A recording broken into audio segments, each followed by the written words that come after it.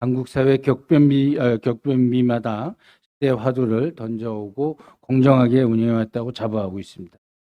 이제 4월 10일 지난 총선과 끝난 지 벌써 한 2달이 훌쩍 지나고 있고요. 22대 국회가 개원한 지도 이제 한 달 정도 돼가고 있습니다. 어떻습니까? 국민이 원하는 그런 협치의 모습이 펼쳐지고 있다고 여러분들 생각하십니까? 그러나 역사는 진보한다고 합니다. 오늘 우원식 국회의장님 모시고 22대 국회가 지향하는 시대의 소명 그리고 국회의장으로서의 소신과 철학 한번 들어보겠습니다. 우선 이렇게 귀한 시간 내주신 의장님께 감사드립니다. 뜨거운 환영의 박수를 부탁드리겠습니다.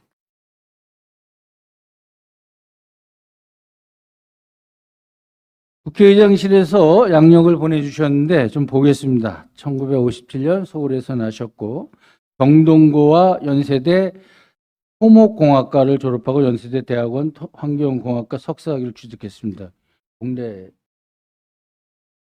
자, 2004년 열린우리당 소속으로 서울 노원에서 제17대 국회의원 당선돼서 지금 5선 의원이시고 경력 중에서는 을지로위원회 초대 위원장이 눈길을 끕니다.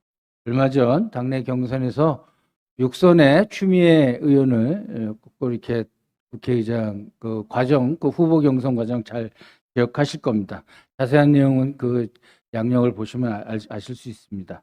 자, 그러면 오늘 패널 분들 여러분들 소개하겠습니다. 저를 기준으로 오른쪽부터 하겠습니다. 오른쪽에 황비웅 서울신문 정치담당 논설위원입니다.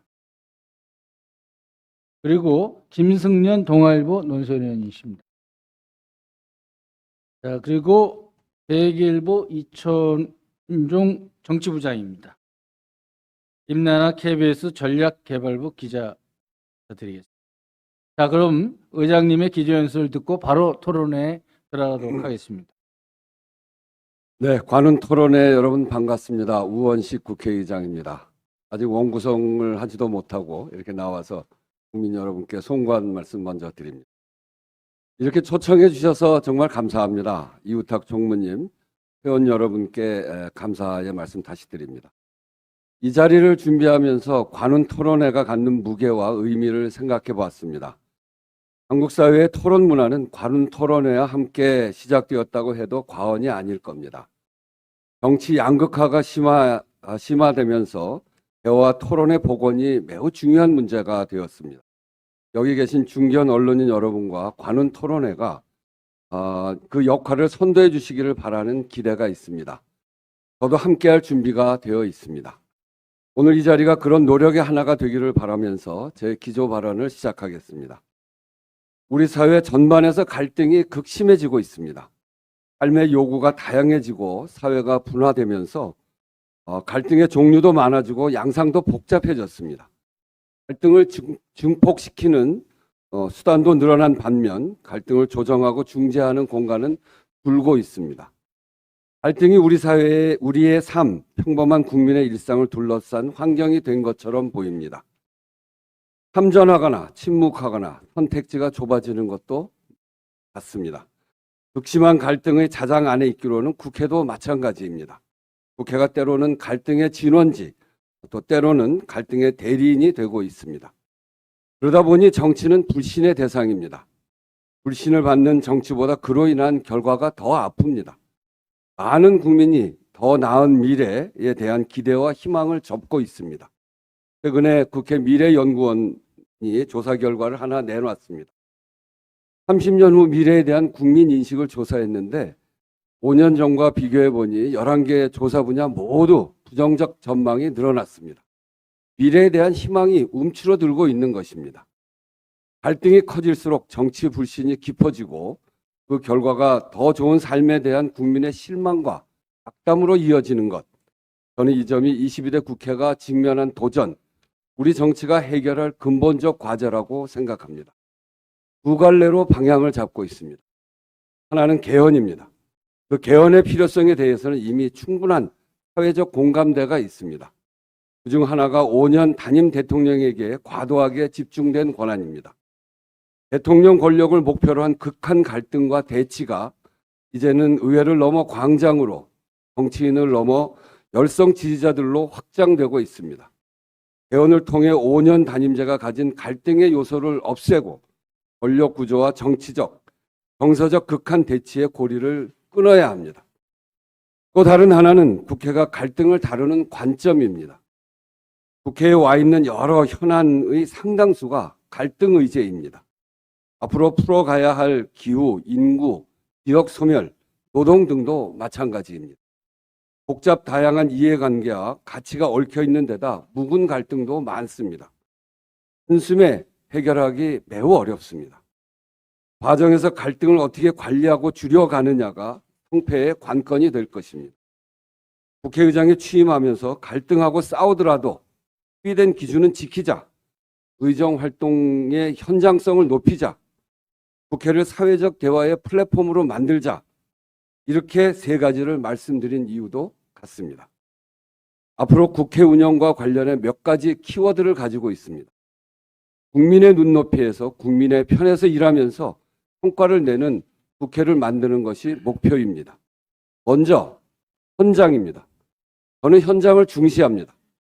정치의 중요한 덕목이라고도 생각합니다.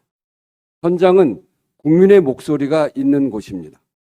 민주주의라는 보편적 가치가 민생이라는 구체적 현실에 발 디디는 것이 제가 말하는 현장성입니다.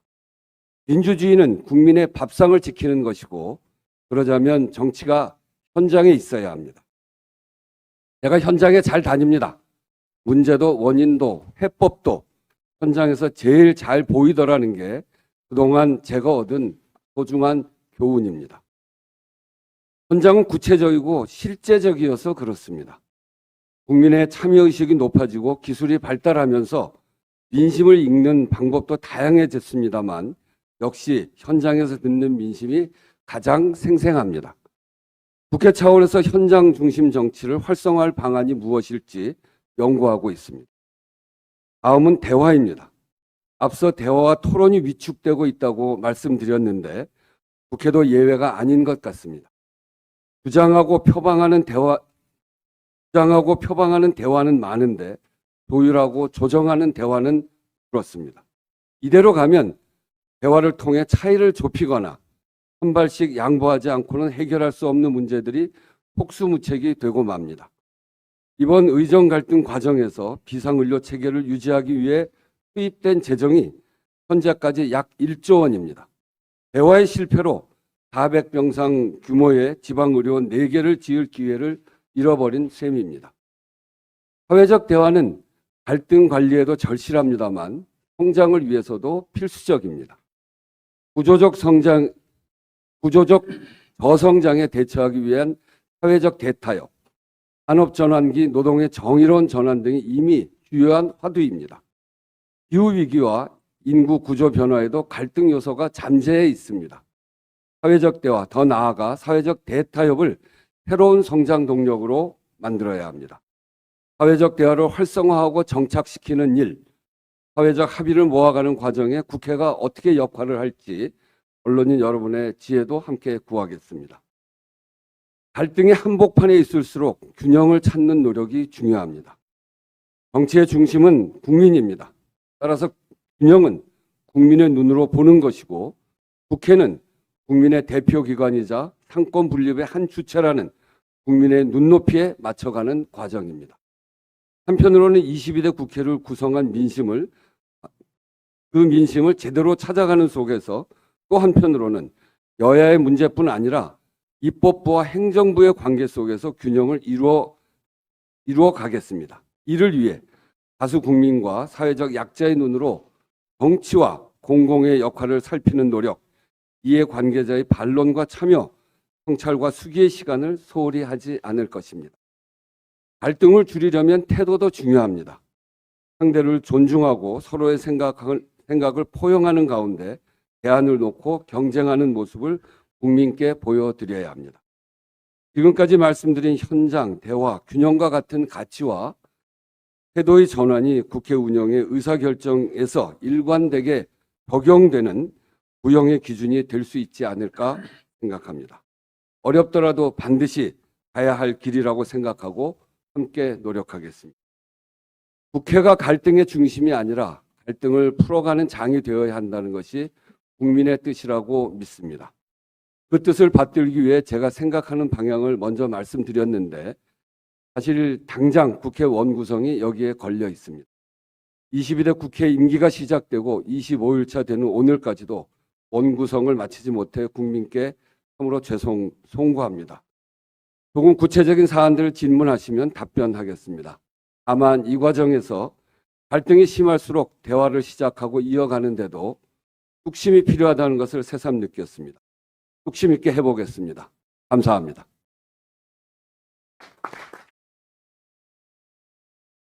네, 그 의장님 말씀 잘 들었습니다.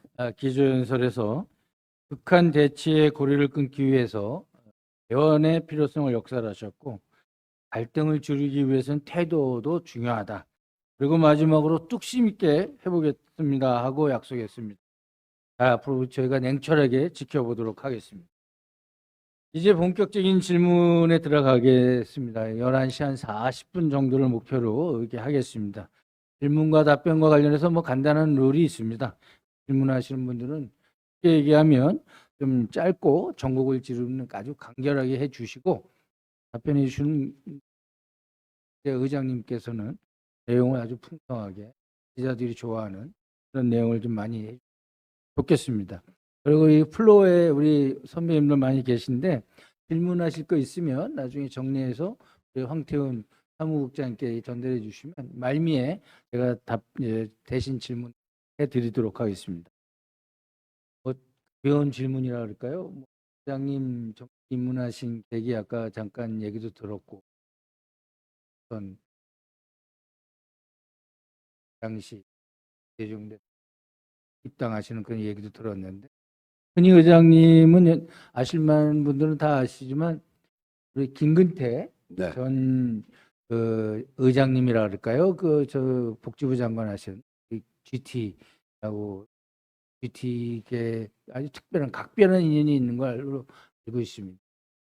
회장 되시고 나서 그 모란공원에 계시죠? 네. 네. 국회의장 후보로 당선되고 그 다음 날 그래도 가장 먼저 찾아가야 될 분이 김근태 의장님이시다 이렇게 생각을 하고 보람공원에 있는 묘소에 가서 술도 한 잔 드리고 저도 한 잔도 하고 그러고 이렇게 국회의장에 당선됐습니다. 앞으로 일을 잘 해보겠습니다. 신고하고 왔습니다. 예, 알겠습니다. 자, 이제 본격적으로 질문하겠습니다. 김승년 논술위원 먼저 시작해 주시죠.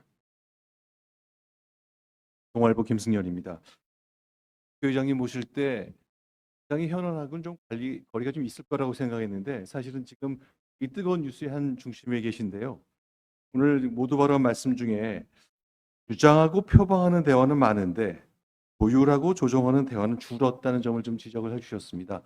저희가 알기로는 아직 뉴스상으로는 회의장 중재안까지 현재 진행이 되지 않은 가운데 지금 상황이 왔는데 오늘 국힘당 의총 거친 이 국면에 중재안을 좀 마련해서 해보실 생각이신지 아니면 일단은 양당에 좀 맡겨서 그 결과를 좀 보실 생각이신지 어떠십니까? 의장이 이제 중재안을 갈등이 심할 때는 중재안도 내고 죠. 그리고 그렇게 하는 게 또 맞다고 생각합니다. 그런데 이제 지금 국면은 굉장히 전 특수한 국면이다 이렇게 보는데요. 굉장히 갈등이 첨예화한 그런 시기죠. 저는 지금까지 한 달간의 과정을 합을 맞추는 기간이었다. 그리고 합은 앞으로도 상당히 많은 노력을 통해서 맞춰 나갈 것이다. 이렇게 생각합니다. 왜냐하면 지금 이 기간이 늘 정치는 여야 간의 갈등이 있고 또 그 갈등이 매우 심각하고 그렇습니다만 지금의 갈등의 깊이와 폭은 어느 때보다 심각한 때이고 그렇죠. 그렇다면 윤석열 대통령께서 국회에서 정한 법안들에 대해서 거부권을 한 것도 지난 87년 그 헌법 개정 이후에 전체 다 합치면 16번이 있는데 지금 2년 동안 14번이 있었거든요. 이거를 보는 국민들의 눈, 또 야당의 태도 이런 것들도 매우 첨예하게 돼 있고요. 그리고 이 협치라고 하는 것이 국회 안에서만 이루어지는 것이 아니라 이 대통령이 갖고 있는 대통령제에서의 권한이 매우 크기 때문에 대통령과의 이 정부 여당 또 행정부와 입법부의 협치 이런 것들이 매우 중요한데 그게 잘 안 되는 상황이기 때문에 굉장히 갈등이 어느 때부터 심각한 상황이다. 합을 맞추기가 매우 어렵다. 이렇게 우선 그 인식이 있고요. 그런 속에서 지난 총선이 치루어졌는데 총선은 이제 민심이 그대로 드러나는 것인데 국회의 의석으로 보면 그 민심이 이제 그렇게 표현되는 거 아니겠습니까? 192석 대 108석이라고 하는 이제 압도적인 차이가 발생한 거죠. 그런 속에서 여당은 여당대로 여당으로서 정부 여당으로서 역할을 해야 되겠다 이렇게 생각하고 있고 야당은 압도적으로 이겼기 때문에 우리가 국회를 주도하겠다 이렇게 그렇게 생각하고 있는 것에 갈등이 아주 크게 부닥쳐 있는 겁니다. 저는 이제 그런 속에서 이 192 대 108을 가지고 국회 원구성 또는 국회의 합을 어떻게 맞춰 나가야 될까? 사실 그게 굉장히 고민입니다. 어디까지가 적정할지에 대해서. 저는 근데 이렇게 봅니다. 국민의 민심으로 드러난 의석 비율, 그것은 민주당의 주도성을 인정하되 또 한편으로는 108석이 갖고 있는 국회에서의 이 원 내에서의 그 크기 이렇게 보면 11대 7로 원을 구성하는 게 맞다. 이렇게 생각하고 있는 거죠. 그래서 이 11대 7을 민주당의 주도성을 인정하면서 11대 7을 그것이 합당한데 그것을 관철시켜가는 과정이 어떻게 돼야 될까를 가지고 지난 한 달 동안 내내 고민했던 내용입니다. 저는 그 방법을 우선 주도성을 인정하는 방안은 결국 민주당이 요구하고 먼저 내놨던 그리고 국민의힘 여당이 제출하지 않은 이 11개의 그 상임위원회의 구성안을 먼저 통과시키고 그리고 7개의 국민의힘이 합당하게 가져가야 될 그 몫에 대해서 그것을 그 이후에 함께 조정해가는 사실은 민주당의 주도성은 민주당은 훨씬 더 크게 생각하고 있습니다. 그것을 시간을 가지고 합을 맞춰가는 과정이라고 생각하고요. 지금은 중재안을 내놓기보다는 시간을 좀 여유를 줘서 국회법이라고 하는 것을 크게 해치지 않는 국회법은 우리 국회가 정한 최소한의 룰이기 때문에 그리고 또 한편으로는 국회가 합의가 안 된다고 마냥 끌 수 없는 거는 국민들의 권한 침해가 생기기 때문에 그런 점에서 그것을 잘 조율해 가는 과정 여기에는 시간이 좀 필요하겠다 이렇게 해서 시간을 좀 늘리는 방식으로 양쪽을 조율해 가고 있고 오늘 그것을 여당은 의총을 통해서 그리고 야당은 최고위원회를 통해서 지금 논의하고 있고 그 논의의 결과를 기다리고 있습니다. 사실 이제 협의하는 시간은 어제까지로 정한 건데요. 그게 이제 어제로 협의하는 기간은 끝났습니다만 상임위 구성안을 제출해야 되거든요. 그리고 이것을 오늘 9시까지 구성안을 제출해 달라고 하는 게 제 생각이고 이제 오늘 여기 관훈 토론에서 처음 얘기했습니다만 나가면 양쪽 당에다가 그렇게 이야기하려고 생각하고 있습니다. 관련된 질문이 하나 있는데, 그러니까 국회법에서 정한 상임위원장 또 원 구성하는 룰이 있고 그것보다 조금 한 단계 높다고 그동안 관행적으로 여겨왔습니다만 여야가 합의한다는 것 네. 그런 관행이 있었잖아요. 이제 그런 충돌이 있을 때는 이제 다수결이라는 민주주의의 원칙 그리고 관행보다는 국회법을 우선시한다는 그 두 가지가 현재까지 지난 한 2, 3주 동안 작동을 해왔습니다. 그래서 제가 드리고 싶은 다음 질문은요. 일단 11개 위원장 정하는 것까지는 국회법을 따랐는데 앞으로 이제 이끄시는 2년 동안 상임위 구성이나 여러 가지 증인 채택이나 국정조사 할지 말지 등 다양한 것들이 관행에 따른 여야 합의와 국회법 처리라는 두 가지가 또 충돌할 가능성이 있는데 앞으로 2년간 계속 국회법이 다수결이 우선하게 될 것인지 아닌지에 대한 생각이 좀 궁금하고 관련된 질문이지만 이게 앞으로 지금은 이렇지만 5년, 10년이 지나면 여야가 또 바뀔 것이고 언젠가 민주당이 소수당이 될 수도 있지 않습니까? 그때 상대 정당에서 예전에 우원식 체제에서는 이렇게 했기 때문에 그냥 법대로 하자. 다수결이다. 표결이다. 이렇게 될 경우에는 과연 어떻게 될 것인지 좀 긴 안목에서의 생각도 좀 밝혀주십시오. 앞에서도 말씀드렸듯이 이 갈등의 깊이와 폭이 어느 때보다 깊기 때문에 이 합을 이루는 과정의 첫 번째 고리를 어떻게 풀 거냐가 고민이었거든요. 저는 이렇게 풀 수밖에 없다.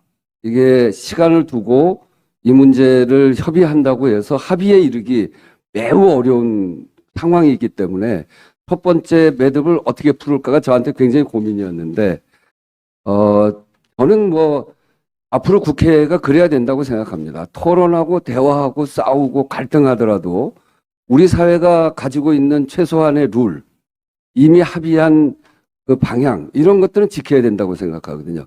그런 점에서 국회법이라고 하는 건 여야가 합의한 국회법입니다. 저는 대화와 협의를 통해서 합의까지 이르는 과정이 매우 중요하고 그것은 의회주의와 다 있는 일이고요. 그래서 그것을 매우 중요하게 생각을 합니다만 그 기다린다고 마냥 늘리게 되면 그거는 국민들이 국회에 대한 기대를 저버리게 되는 꼴이 또 됩니다. 그건 국민들에 대한 권리 침해죠. 이번에 저도 현장에 나가서 선거를 치렀습니다만 국민들은 아주 너무나 분명하더라고요. 나라를 바로 세워라. 국민의 삶을 바로 지켜달라. 이 요구가 절실한 정도가 그동안 제가 선거를 여러 차례 치러봤습니다. 어느 때하고 비교할 수가 없습니다. 선거를 치르는데 보통의 경우에는 여기 이제 되게 선배님들 그 현장을 다 아실 만한 분들이니까 선거 치르기 한 3, 4일 전에 유권자들이 표심을 드러냅니다. 그런데 이번 선거는 제가 경선부터 시작했는데 11월부터 표심을 드러내기 시작. 마음을 딱 정하고 있어요. 그만큼 절박한 국민들의 민심이 또 한편에 있고요. 그래서 국민들의 권리 침해가 합의한다고 시간을 오래 끌어서 국민들의 권리 침해가 이루어지지 않도록 하는 것도 역시 우리가 해야 될 일이라고 생각하고 그런 점에서 국회법 이야기를 한 거고요. 그건 앞으로도 전 적용돼야 된다. 그런 점에서 국회가 정말 국민들의 현장의 민심을 제대로 보고 너무 질질 끌지 말고 국민들의 요구를 수렴해낼 수 있는 국회의 역할을 한다고 하는 그런 것들 또 한편은 중요하다 이렇게 생각합니다. 저는 제가 이 정치에 있어서 중요한 역할을 할 때마다 굉장히 어려운 시기였습니다. 원내수석부 대표는 박근혜 정권 첫 해 했고요. 원내대표는 문재인 정부 첫 해 했습니다. 국회 예결위원장은 윤석열 정부 첫 해 했고 그리고 국회의장은 지금과 같은 갈등이 고조되어 있는 시기에 하고 있습니다. 저는 그 문제를 풀어가는 것은 대화와 타협 그리고 합의를 이뤄가는 과정이라고 생각합니다. 저는 앞으로 많은 의제들이 생기고 지금 우리 국민들에게 해결해 가야 될 국회에 많은 의제들이 있다고 생각합니다. 그런 의제는 여야가 머리를 맞대고 정말 문제를 풀어가야 된다고 생각하고요. 저는 그 대화를 정말 존중하고 또 그렇게 갈 수 있도록 제가 방향도 잘 잡아나갈 생각입니다. 그런 점이 우리 당에서 저를 후보로 뽑은 우리 국회의원들의 뜻이 아닌가 이렇게 생각하고 많은 국민들이 저에게 그걸 기대할 거라고 생각합니다. 이 이슈는 이제 너무 뜨거운 현안이기 때문에 네. 다른 채널들의 질문을 통해서도 몇 가지 좀 얘기가 나올 것 같습니다. 저는 이제 지난 한 2주 사이에 있었던 이제 국회 내 얘기를 한 가지 좀 추가로 질문을 드리겠습니다. 법사위 장면을 제가 그 방송을 통해서 또 녹화된 영상을 통해서 봤는데 저도 국회를 2002년 이후로 취재하면서 조금 수상한 느낌을 좀 받았는데 어떤 거냐면 이제 여당이 불참한 가운데 민주당 의원들 중심으로 상임위도 열리고 입법청문회도 열렸는데 법원행정처장이나 공수처장 이런 국가기관장 상대로 질문하는데 제가 볼 때 그 강도가 너무 세고 인격적으로 좀 존중이 부족한 것 아닌가. 또 하나 국민들이 볼 때는 우리 국가기관의 기관장들인데 이분들을 상대로 존중받지 못하는 느낌을 좀 받았습니다. 물론 필요한 질문은 해야 하고 때로는 매우 단호해야 된다는 거 저희가 잘 알고 있습니다. 그런데 그 방식에 대한 건데 영상이나 얘기를 보고를 받으셨는지 모르겠는데 최근에 있었던 상임위가 너무 거칠게 간다는 것 관련된 의장님 생각은 어떠신지 하나랑 이 품격과 그 민의를 잘 반영한 우리 수준에 걸맞는 국회 상임위 운영을 위해서 의장으로서 좀 지침을 좀 만들다 할까 아니면 당부를 하신다 할까 그럴 필요를 느끼시는지요?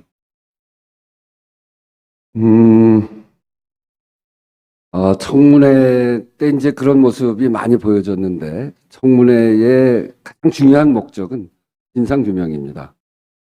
그 진상규명을 향해서 의원들도 그렇고 참여한 증인들도 그렇고 정말 노력해야 된다라고 하는 것을 전제로 말씀드리면 태도가 리더십이다. 저는 오랫동안 국회의원으로서 활동하면서 태도가 리더십이다라고 하는 것을 너무나 확실하게 느껴집니다. 우선 거기까지 말씀드리겠습니다. 알겠습니다. 다른 분들이 또 질문이 있을 거로 생각. 예, 뭐 역시 국회 상황, 그 법사위 그 장면들이 지금 다 떠오르실 겁니다. 생각하실 다 생각이 있는데, 우리 저 황비용 의원께서 이어서 좀 질문해 주시죠. 예, 이어서 질문 드리겠습니다. 여야의 원구성 협상 통첩을 주말까지 하셨는데 결국에는 이제 결렬이 되고 오늘 이제 오전에 국민의힘에서 의원총회를 열어서 이제 7개 상임위원회를 받을지 말지 이거를 지금 하고 있습니다. 뭐 여전히 국민의힘이 상임위를 보이콧하는 상황은 지금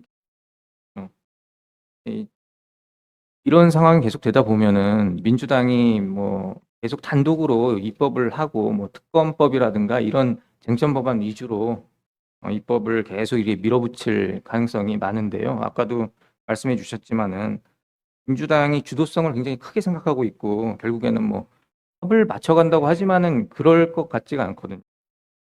이런 상황에서 민주당이 강조하는 뭐 특검 법안이나 이런 것들 위주로 처리를 하다 보면은 아까도 뭐 국민의힘, 국민들 그 현장 얘기를 하셨지만 결국에는 뭐 국민들이 중요하게 생각하는 민생 입법이라든가 그런 것들은 뒷전으로 밀리지 않겠습니까? 그런 것들에 대해서는 계속 방치하지는 않으시겠죠? 네, 당연하죠. 이게 앞에서도 말씀드렸습니다만 저의 고민은 이제 이 합의가 안 될 경우에 어떻게 할 거냐. 이게 이제 늘 고민이죠. 근데 이번에 매듭 푼 거는 그렇게 시작을 했고요. 근데 역시 결국 국회를 운영해 보면 이번 법사위 청문회도 마찬가지입니다만 이 단독으로 국회를 운영하는 것에 한계가 있습니다. 그리고 함께 하지 않으면 또 잘 처리하기 어려운 점도 있고요. 그리고 국민들을 다 설득하기가 매우 부족한 면도 있고 하다 보면 너무 과해지는 면도 있고 그렇기 때문에 단독으로 지속적으로 운영하기는 민주당도 어렵다는 걸 잘 알고 있을 겁니다. 저는 그렇게 봅니다. 제가 민주당에서 그동안 오랫동안 민주당을 단 한 번도 이탈하지 않고 지금은 이제 무소속입니다만 그런 속에서 제가 민주당의 중진으로서 느끼는 것도 전 그렇다고 봅니다. 그런 점에서 단독으로 운영하는 것의 한계를 민주당이 잘 알고 있을 것이라고 생각하고요. 또 하나는 국민의힘도 마찬가지입니다. 거의 여당입니다. 여당. 국민의힘이 여당이거든요. 여당으로서의 책임감이라고 하는 것을 국민 앞에서 그냥 방기해 놓을 수가 없습니다. 제가 여당을 한 적도 있는데 결국 국정 운영의 모든 책임은 정부 여당으로 귀착되어지는 것이고 그렇기 때문에 이런 상황을 정부 여당, 특히 이제 여당이 그대로 오래 방치하기가 매우 어려워질 거라고 봅니다. 제가 첫 매듭을 그렇게 푸른 이유는 바로 요 지점입니다. 이렇게 해서 야당은 야당대로 그 단독의 한계를 넘어서야 되는 그런 과제가 생긴 것이고 또 여당은 여당대로 집권 세력으로서의 책임감이라고 하는 것이 있기 때문에 이것이 차츰 합으로 갈 것이다 이렇게 생각하고요. 단독국회가 그렇게 보면 단독국회가 그렇게 오래 간다거나 그렇게 되지 않을 거라고 저는 믿어 의심치 않습니다. 왜 그러냐면 여기에는 국민의 절박한 요구가 있습니다. 그런 점에서 국민의 절박한 요구를 여당도 야당도 무시할 수 없다. 그런 점에서 저는 단독국회, 단독입법이 그렇게 오래 가지지 않을 것이다 이렇게 생각하고요. 지금은 이제 그렇게 시작하다 보니까 법사위 또 과방이 지난 거부권으로 막혀 있었던 것을 먼저 처리하다 보니까 그게 의제가 앞으로 나와서 그렇게 보이는데 제가 정치하면서 가장 자랑스럽게 생각하는 것은 을지로위원회입니다. 을을 지키는 위원회, 갑의 횡포를 막고 을의 눈물을 닦자. 그리고 우리 사회에 기울어진 운동장을 바르게 하자. 이거는 민생 의제들이거든요. 저는 민생 의제가 가장 중요한 의제라고 생각합니다. 이번 국민들의 민심도 결국 국민들의 먹고 사는 문제를 해결해 달라고 하는데 집중돼 있기 때문에 그런 점에 있어서 제가 의제 관리도 그렇게 해나갈 뿐 아니고 그리고 앞으로 양 당도 국민의 지지를 받으려면 그쪽으로 갈 수밖에 없다 이렇게 생각을 하고요. 그 점에 대해서는 큰 걱정 안 하셔도 괜찮을 것 같습니다. 말씀 잘 들었습니다. 지금 말씀하신 대로 그 지금과 같은 그 민주당의 단독 입법 상황에 가지 않도록 하려면은 국회의장의 역할이 굉장히 중요할 것 같습니다. 중간에 말씀에서도 말씀을 주셨지만은 그 무소속이라는 말씀을 잠깐 언급해 주셨습니다. 김진표 의장님께서 결국 그 소속 정당을 탈당해서 무소속이 되고 또 국회의 자리에 서는 거의 중요성을 강조하시지 않으셨습니까? 그런데 이제 국회는 어떻게 보면은 뭐 관행이라는 것이 계속 이제 존재를 해왔는데 2002년 이후에 국회의장이 무소속이었던 걸로 알고 있거든요. 근데 지금 국회의장이 민주당만을 위한 국회의장이 아니냐 이런 얘기도 나오고 있는데 무소속의 의미에 대해서 다시 한번 좀 말씀해 주실 수 있을까요? 네, 그 이제 저 당내에서 경선을 할 때도 이제 선거를 할 때도 국회의장 후보를 뽑는 선거할 때도 그게 이제 화두였습니다. 저는 이렇게 얘기했습니다. 국립은 몰 가치가 아니다. 국회의장은 단순한 국회의 사회자가 아니다. 이렇게 얘기를 했거든요. 제가 갖고 있는 지론입니다. 저는 이렇게 봅니다. 국회의 유일한 기준은 국민이다. 국민의 삶을 어떻게 개선시켜 나갈 것이냐. 국회의장은 민심을 대변해서 국민의 삶과 국민의 권리를 어떻게 지킬 것인가. 또 국회의장은 헌법을 기초해서 국민의 권리를 어떻게 지켜나갈 것인가. 이게 전 핵심이라고 생각합니다. 국민이 지금 요구하고 있는 바, 이것을 관철시켜 가는 것이고요. 또 하나의 과제는 상권 분립으로서 국회의 역할입니다. 국회가 갖고 있는 권한의 대부분은 상권 분립이기 때문에 만들어진 권한이고요. 그거는 국회 내라기보다는 행정부하고의 관계에 있어서 상권 분립을 세우고 국회의 권위를 제대로 세워가는 것이 국회의장이라고 생각합니다. 그런 점에서 저는 사실은 을지로위원회 하면서 늘 그런 얘기했는데 정치는 여냐 야냐 어느 정파를 편들 것이냐가 아니다. 그리고 정치는 진보냐 보수냐 이걸 편드는 것이 아니다. 정치는 국민 곁으로 가는 것이고 국민의 관점에서 봐야 된다. 그래서 국회의장은 국민 편이 돼야 된다고 생각합니다. 저는 지금 제가 앞으로 하고자 하는 일, 또 지금 하고 있는 일, 제가 앞에서 계속 국민 얘기를 하는 거는 국민의 권리 침해가 발생돼서는 안 된다라고 하는 것이고요. 지금처럼 이 갈등이 첨예하고 여야가 자기 몫에 대한 이야기를 너무 심하게 할 때 국회의장이 취해야 될 거는 우선 그 갈등의 매듭을 풀고 해 나가되 그 관점은 국민에게 있어야 된다라고 하는 것이고 그런 점에서 저는 그 길을 확실하게 지켜나갈 겁니다. 이 중립이 여야의 중간에 서 있는 것, 그건 전 중립이라고 생각하지 않습니다. 그거는 합의 못하면 아무것도 못하는 국회, 그게 바로 정치 불신의 핵심이고 국회가 도대체 뭐하냐? 국회가 싸움만 하냐? 그렇게 얘기하는 국민들의 목소리는 바로 그 지점인 것 같습니다.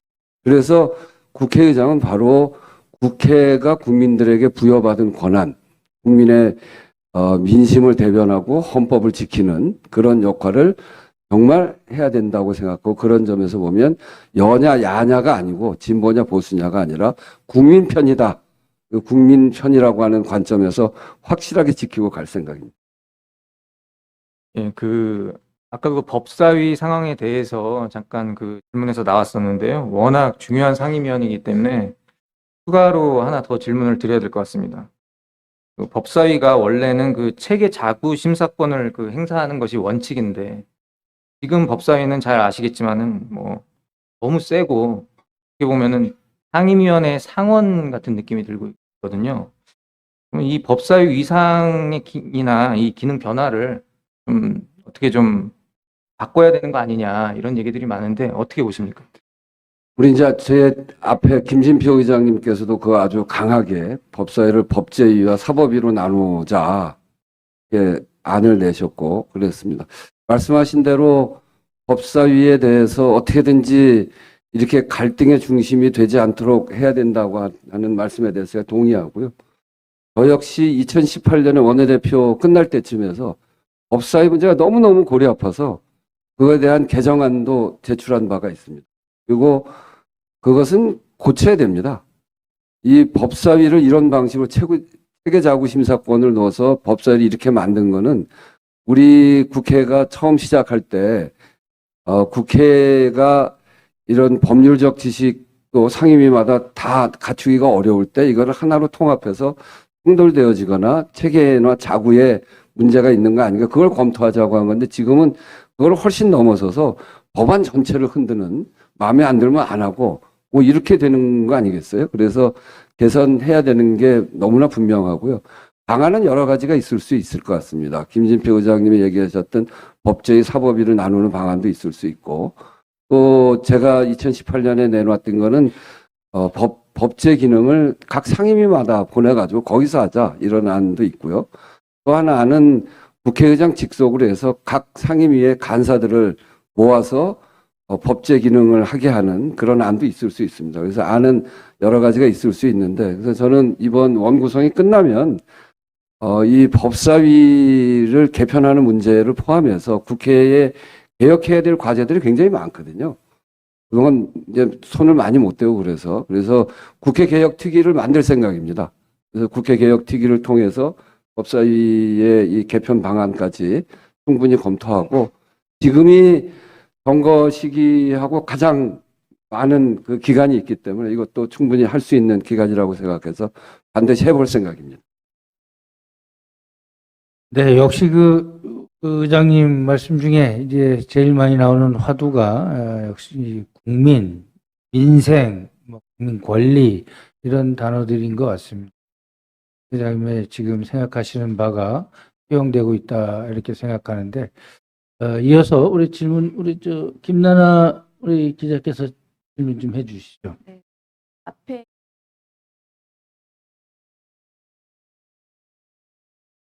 새로 그 2013년에 초대 위원장 맡으셨던 을지로 위원회를 가장 먼저 의장님 하면 연상하시는 분입니다. 사회 곳곳에서 을을 위한다는 취지로 활동을 하시면서 민주당이 내세우는 민생 브랜드로 자리매김한 것도 사실인데 지금 이 시점에서 국회가 할 수 있는 민생을 위한 가장 중요한 이슈도 참 다양합니다만 어떤 점이 중요하다고 생각하시는지. 지금 이제 그러니까 결국은 지금 가장 국민들이 힘들게 느끼는 민생 문제죠. 저는 첫 번째로는 고물가, 가계부채, 고금리 이 삼중고라고 생각합니다. 이 물가가 너무너무 올랐습니다.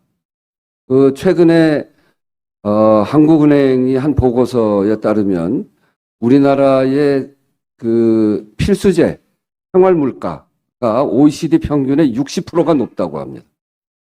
영국의 한 보고서, EIU 보고서인가를 보면 돼지고기, 소고기, 사과, 또 뭐 이런 그런 그 아주 필수재들 그런 것들은 한 2배 이른다는 거죠. 정말 이 물가가 이렇게 심각하게 올라가는 문제 정말 심각한 문제인데요. 거기다가 지난 코로나를 거치면서 가계부채가 굉장히 늘었습니다. 그런데도 물가도 이렇게 높으니까 실질적인 소득의 가치가 하락되고 있고 그래서 가계부채가 더 늘어나는데 거기다 더 해가지고 미국발 고금리의 문제 이런 것들 때문에 서민들의 이렇게 고물가 고금리 이거는 취약계층의 삶에 아주 직접적인 타격이 오기 때문에 이 문제에 대해서 국회가 정말 적극적으로 나서야 된다. 정부도 좀 더 적극적으로 나서야 되고요. 국회가 나서서 해야 될 역할이 많다 이렇게 생각합니다. 또 하나는 양극화 문제가 너무나 심각합니다. 우리 그 통계를 보니까요. 그 20대, 30대의 그 자산의 불균형을 보니까 상위 20%와 하위 20%의 차이가 35배라고 합니다. 본인들이 노력한 것도 아닌데 이런 자산을 출발하는 단계에서 차이가 35배라고 하니까 이걸 어떻게 합니까? 그런데도 기업에서 나오는 소득을 합쳐서 절반 이상을 0.1%의 상위 국민들이 다 가져갑니다. 그리고 중소기업과 대기업의 임금 격차를 보면 중소기업은 전체 노동자의 83%가 일을 하고 있고 대기업은 17%가 일하고 있습니다. 저희가 대학을 졸업하던 80년대는 그 임금 격차가 91%였는데 최근 재작년 보고서를 보니까 46%입니다. 정말 이렇게 해서 중소기업에 들어가면 우리 청년들이 이생망이라고 얘기할 정도로 할 수 없는 그런 상황이 되어 있습니다. 이런 문제, 불공정 문제, 이런 문제들을 해결해 나가는 것이 지금 민생의 가장 중요한 과제고 우리 국회도 이 문제를 풀어내야 됩니다. 정부도 이런 문제들에 대해서 정말 심각하게 정말 새롭게 접근하고 문제를 풀기 위한 노력을 해 나가야 되고 국회와 머리를 맞대고 문제를 풀어나가기를 기대합니다. 아까 얘기를 지난 총선 과정과 대파 논란이 뜨거웠잖아요. 네, 이런 그래. 어떤 질문을 하실지 아실 것 같은데 요즘 시장에서 대파 한 단 가격이 얼마인지 그래 875원 때 제가 여기저기 가서 물어봤어요. 근데 저희 노원구에 있는 도깨비 시장 갔더니 2,000원 하더라고요. 그런데 동네 슈퍼를 갔더니 3,000원 해요. 또 어떤 가게 갔더니 4,000원 해요. 그래서 이 가게마다 일정치는 않은데 대개 지금 아마 2,000원에서 3,000원 정도 사이로 이렇게 되고 그때랑 큰 변화가 있을 것 같지는 않고 2,000원, 3,000원 사이에서 가게마다 약간씩 차이가 있는 것 같습니다. 시장문 발표에서 뭐 장바구니 물가, 골목 경제 이런 말들을 구체적으로 언급을 하셨기 때문에 또 드렸던 질문인데 뭐 새롭게 접근한다, 머리를 맞대서 해보겠다 이런 상적인 거 말고 좀 구체적으로 국회의장으로서 어떤 일을 하실 수 여기도 결국은 여야가 머리를 맞대야 되고 정부가 같이 해야 되거든요. 그러니까 지금 이제 말씀하시는 딱히 물가뿐 아니라 이 앞에서 제가 모두 발언 때도 얘기했습니다만 이 사회적 의제들 이게 굉장히 다양한 이해관계가 충돌하고 가치가 충돌하거든요. 이 물가도 마찬가지죠. 그래서 이런 문제를 풀어가는 것은 일방이 이야기한다고 해결되지 않습니다. 그래서 저는 사회적 대화가 너무 중요하다. 여러 다른 이해관계를 갖고 있는 한 문제에 속해져 있는 사람들이 같이 와서 일을 해야 돼. 제가 그 사회적 대화도 여러 가지를 해봤는데 그 중에 기억나는 게 최근 택배 과로사 사회적 대화를 제가 이끌어봤습니다. 제가 이제 민주당에서 을지로 위원장도 했고 또 그래서 민생 연석 그 포럼의 위원장이기도 해서 그때 가장 중요한 문제가 택배하는 사람들이 가다가 막 목숨을 잃고 그래서 택배 과로사 문제를 풀어야 되겠다. 그래서 관련돼 있는 기관들을 다 모아서 그러니까 택배를 주는 회사 또 그 중간에서 받아서 대리점도 있고요. 받아서 또 납품하는 데도 있고 소비자 단체도 있고 또 노조도 있고 이런 다 모았는데 정부도 모았습니다. 그래서 이 사회적 대화를 해서 결국은 문제를 해결을 했어요. 그래서 지금 택배 과로사 이야기가 아직도 발생되고는 있습니다만 상당히 많이 수면 아래로 내려가져 있는데 사회적 대화를 문제를 풀려면 가장 중요한 거는 정부입니다. 정부가 여기에 참여해서 적극적으로 해야 됩니다. 그래서 여야정 협의체를 통한 사회적 대화를 활성화하자. 그래서 여야가 머리를 맞대고 정부도 참여하고 그래서 방법은 사회적 대화의 틀로 끌고 나오자라고 하는 게 제가 갖고 있는 생각이고요. 그래서 이번 국회의장으로 당선된 날도 국회가 해야 될 일을 사회적 대화의 플랫폼으로 만들자 이렇게 얘기했는데 그거는 야당만 가지고 되지 않고요. 또 여당과 정부의 참여가 너무나 소중한 일이기 때문에 여야정 협의체를 구성하고 방법은 사회적 대화로 가자 생각합니다. 이번에는 저출생 문제와 관련한 해야 될 것 같은데 대통령도 인구 국가 비상사태를 선포했고 또 범국가적인 총력 대응 체계를 가동하겠다고 했는데 이 문제야말로 정말 모든 사람들이 심각성을 느끼지 않을까 싶습니다. 여야의 협력이 어느 때보다 중요한 시점일 것 같은데 국회는 어떤 일을 할 수 있을까요? 저출생 문제 정말 심각하죠. 제가 이제 독립운동가의 후손이어서 독립운동가를 많이 부릅니다.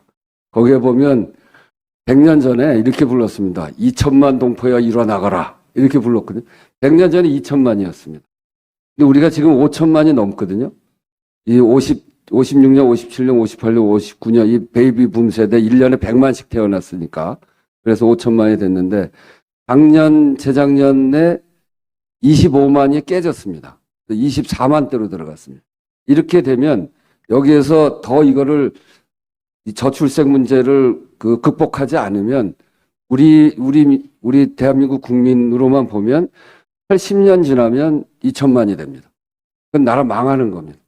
그래서 어느 때보다 저출생 문제를 극복하는 것은 너무너무나 중요한 일이죠. 윤석열 대통령께서 인구 국가 비상사태를 선포하고 저출생 문제를 부서로 만들자고 하는 데에는 저도 적극적으로 동의합니다. 그런데 이 대책을 제대로 부를 만드는 것만 가지고 되는 것이 아니라 대책을 제대로 써야 됩니다. 여기는 아주 복합적이고 중층적인 문제가 있고 이거는 한두 가지 뭐 지원의 문제가 아니라 국어, 또 고용, 일자리, 그리고 이 교육 과정 이런 게 다 연관되어 있는 것. 아까 제가 얘기했던 대기업과 중소기업의 그 평균 임금 격차가 91%에서 46% 떨어져. 이게 저출생의 아주 중요한 요인 중에 하나입니다. 이렇게 불공정하게 되면 내 인생이 중소기업을 들어가면 망한다. 이렇게 생각하는 부모가 어떻게 아이를 낳습니까? 자기 아이한테 최소한 나보다는 우리 아이가 더 나은 삶을 살아갈 수 있어야지 하는 희망이 있어야 아이를 낳게 되는데 더 나빠지는 삶으로 간다. 그러면 아이를 낳지 못하게 되는 거죠. 이런 복합적이고 중층적인 문제를 해결해야 되겠다는 각오가 있어야 됩니다. 그런 점에서 그런 것들을 전제로 해서 표피적인 몇 가지 지금 하고 있는 정도의 대책을 가지고 하나로 모아내는 정도의 대책 그런 것 갖고는 택도 없이 부족하고요. 정말 근본적으로 인구 문제를 해결할 수 있는 다양한 이런 중층적인 문제를 된다는 측면에서 이걸 비상사태로 선포하고 거기에 대한 대책기구를 만든 것에 대해서는 전 동의하고 국회와 충분히 논의해서 이것을 어떤 내용을 담을지에 대해서 논의하시자.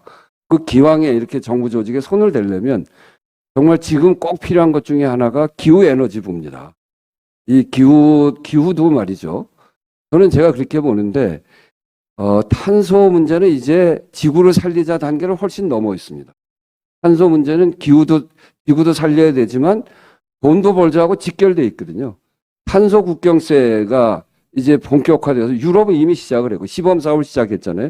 철강이나 이런 데서 그 탄소를 배출하면서 생산하게 되면 국경을 넘어갈 때 세금을 그쪽 나라에 돈을 내야 됩니다. 우리나라에서 대책을 제대로 세우면 우리 세금으로 다 해결할 수 있는데 우리 국내에서 해결할 수 있는 거를 넘어가면서 세금을 내는 이런 바보 같은 짓을 왜 합니까? 그리고 그걸 안 하면 수출의 길이 막히기 때문에 그러면 그게 앞으로 우리 산업 경쟁에 크게 영향을 미치게 되는 거죠. 저는 지금과 같은 에너지 정책은 에너지 쇄국 정책이다 이렇게 생각합니다. 과거에 우리의 경쟁력을 크게 해친 게 조선 말의 쇄국 정책이었다면 지금의 에너지 정책은 그런 면에서 에너지 쇄국 정책일 가능성이 저는 굉장히 높다고 봅니다. 그래서 그런 점에서 이것까지 합쳐서 기후에너지부도 함께 신설했으면 좋겠다. 이것은 국회가 정말 머리를 맞대고 논의해서 정말 근본적으로 문제를 해결해 갈 수 있도록 그렇게 해야 된다고 생각하고 적극적으로 국회의장으로서 이 문제에 임하겠다는 말씀입니다. 네, 우리 김나나 위원 질문이 아주 체감적으로 우리 민생 문제 이런 관련된 질문이 아주 집중됐던 것 같습니다. 우리 이춘종 의장 이어가시죠. 예, 의장님. 지금 김 기자 질문에 기후에너지부 문제를 국회에도 지금 기후특위가 있지 않습니까? 네네. 근데 기후특위가 상설화되어 있지 않고 그래서 이 문제도 사실은 말씀에 견져보면 필요성이 있어 보이는데 네, 상설할 필요가 있습니다. 국회에서 이제 그 몇 가지 아주 중요한 의제들 이런 것들을 좀 전면화하고 국회가 거기에 집중적으로 붙어서 일을 해야 된다고 생각하는데 그런 점에서 저출생, 지금 우리한테 주어진 큰 화두로 보면 저출생 문제, 기후위기 문제, 국가의 불균형, 지역 소멸 문제, 그런 문제들, 이런 문제들이 정말 중요한 문제죠. 거기에다가 이제 기술 발전이 워낙에 돼 있기 때문에 산업이 전환되고 그거에 따른 노동의 전환 문제, 이런 문제들이 우리한테 주어져 있는 가장 큰 문제들입니다. 이 문제를 22대 국회의 전반기에 해법을 만들어내고 그 해법에 접근할 수 있도록 국회 기구도 만들고 이 공중의 차이는 별로 없습니다만 그것을 승설화하고 하는 일들에 대해서 국회가 적극적으로 해야 된다고 생각하고요. 지금 기후 문제를 가지고 국회 기구를 상설화하자고 하는 거는 국회의원들 사이에서 아주 활발하게 논의가 되고 있어서요. 그런 제안이 아마 곧 나올 것 같은데 제안이 나오면 국회에서 적극적으로 논의할 수 있도록 하겠습니다. 예, 그리고 저 김 기자 질문했던 것 중에 이제 저희 그 언론계에서도 현안이 되는 언론개혁 이슈, 민주당의 방송산법 제도 문제도 있고, 근데 이제 언론개혁이 대체적으로 진영 간의 갈등이 심하다 보니까 민주당이 집권했을 때는 사실 하려고 하다 안 하고 마찬가지로 언론개혁에 대한 의견. 저는 이런 중요한 문제들, 이거 공공성이 있는 무슨 방송도 그렇고 또 전에 이제 문화의 경우를 보면 국민들한테 돌려주니까요.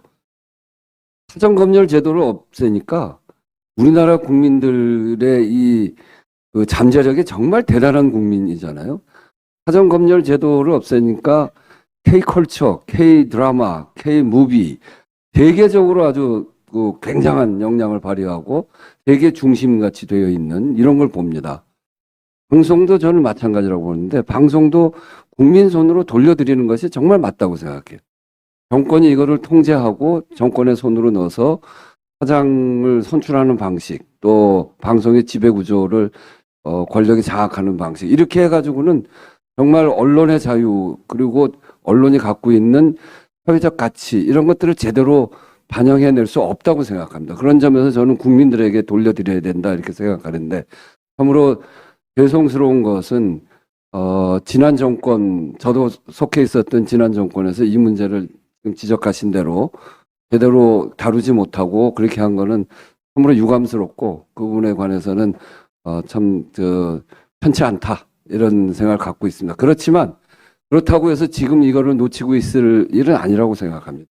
저는 그래서 지난 방송 3법에 대해서 대통령께서 거부권을 쓰시기도 하셨는데 이번 22대 국회에서도 뜨거운 화두로 올라와 있고 또 이것이 이번 그 국회 과정을 통해서 어떻게 될지 그건 또 가봐야 되겠습니다만 결국은 방송을 국민에게 돌려드리는 그런 일들에 대해서는 우리가 손 놓고 있을 수 없는 일이다 이렇게 말씀드리고 여기에 계신 언론인 여러분들께서도 의견을 주시면 그 의견을 적극적으로 잘 반영되는 22대 국회가 될 수 있도록 하겠습니다.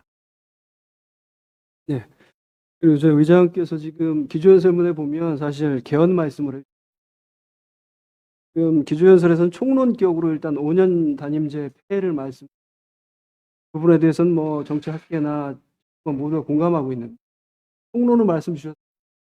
5년 단임제에 대한 논들 그래서 구상하시는 것들은 그러니까 이제 개헌의 필요성, 5년 단임제의 폐해 이런 것들은 두말할 나위 없이 이제 사회적인 공감을 다 이루고 있어서요.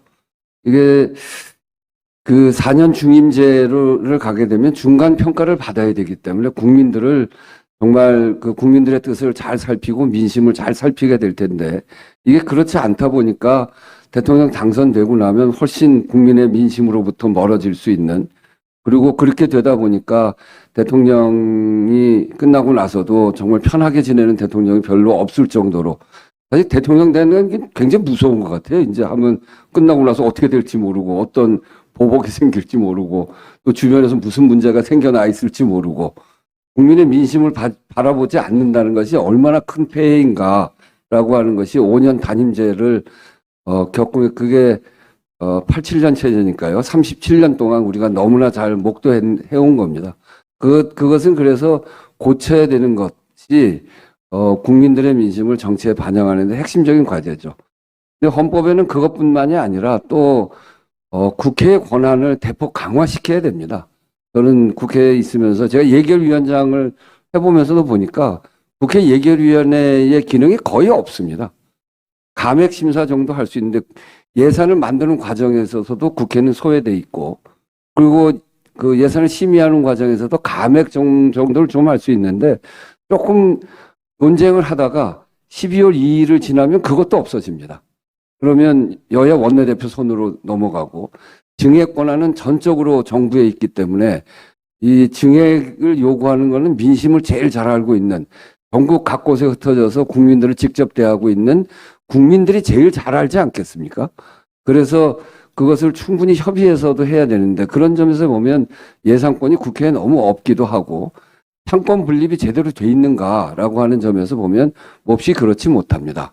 감사원의 문제도 그렇고 그래서 이런 그 국회가 상권 분립을 제대로 할 수 있는 그런 문제도 그렇고 국민의 기본권 이게 국민의 기본권 문제도 마찬가지죠. 여러 가지 의제는 이미 정리되어 있습니다. 핵심은 정치는 국민들에게 새로운 길을 만드는 곳입니다. 행정부는 국회가 만들어 온 길을 잘 따라가는 곳이 행정부입니다. 효율성 있게. 사법부는 그 길에서 이탈하지 못하도록 통제하는 것이 사법부입니다. 그 길을 만들어야 되는데 지금 헌법은 37년 전에 만들어진 헌법이고 37년 동안 변화된 대한민국의 여러 가지 변화를 길로 만들어내지 못했습니다. 대한민국은 정말 특별한 나라 아닙니까?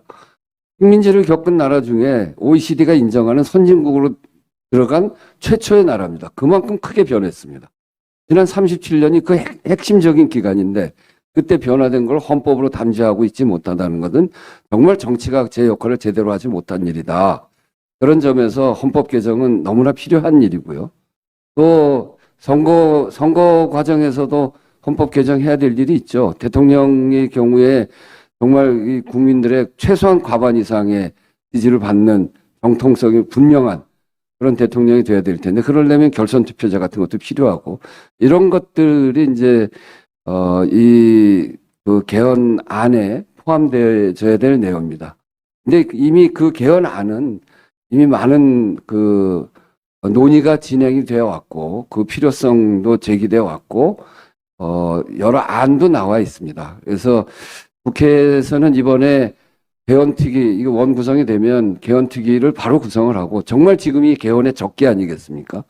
지금 대통령 선거로 보면 다음 큰 선거가 3년 남아 있는데 1년은 대통령 선거 국면으로 들어가는 선거이기 때문에 제가 국회의장을 하는 이 시기 2년이 개헌을 하는 적기라고 생각합니다. 그런 점에서 이 개헌 적기를 잘 활용하기 위해서 국회 개헌특위 또 국회 자문위원회 이런 것들도 만들 뿐 아니라 1월 17일 제헌절을 거치고 토론회도 하나 만들었습니다. 개헌에 새롭게 담아야 될 내용이 뭐가 있을지 또 계속 해도 안 됐는데 이 추진 전략을 어떻게 짜야 될지 이거 가지고 토론회도 만들어서 개헌을 실제로 갈 수 있도록 그렇게 동력을 만들어 가는데 최선을 다할 생각입니다. 예, 의장님. 개헌 관련해서 하나 더 말씀드리면 그 당내 경선 과정에서 그 개헌 공약 중에 감사원의 국회 이전 이제 감사원의 국회 이전을 두고 이제 여러 가지 논란이 있을 수 있어요. 사실상 감사원이 국회에 오면 국회 권력이 좀 비대해지는 거 아니에요. 제왕적 대통령제도 문제지만 그렇게 되면 제왕적 국회 속기가 있는 거 아니냐. 어떻게 보세요? 제 권한이 너무 약해서 그렇습니다. 국회가 그래도 국회다워야 되는데 국회가 지금 행정부를 견제할 수 있는 기능이 사실상 국정감사밖에 없지 않습니까? 국정감사는 무슨 조사 기능도 없고 또 그래서 그냥 겉핥기만 합니다. 저도 국회의원. 또 정부에서 자료를 주지 않으면 어떻게 또 접근해 볼 방법도 없어요.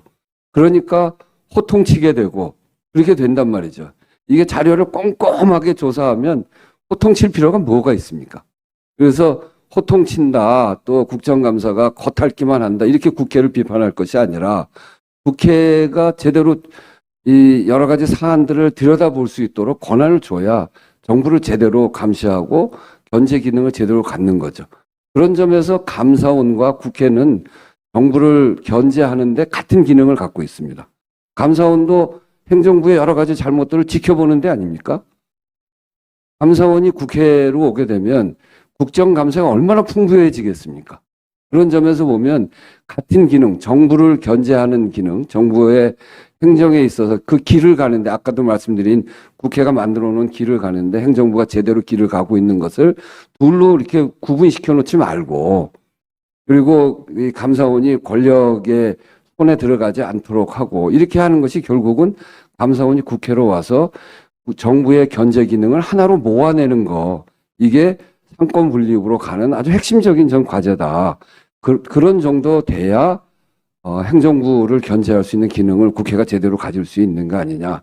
그렇게 해도 대통령제, 지금 대통령제라고 하지 않습니까?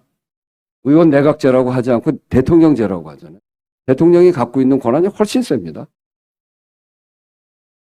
무슨 말씀인지 알겠습니다. 그 개헌 관련해서 사실 또 이제 사실 모든 게 디테일에 문제가 있는데, 역대 국회의장들이 다 개헌을 추진하셨는데 결과적으로는 실패하시고, 지금 의장님께서 말씀 주시는 것도 개헌특위를 꾸리고 추진위들을 꾸리실 텐데, 이전에 의장들이 실패하신 걸 답습하지 않은 어떤 노하우가 있으시면.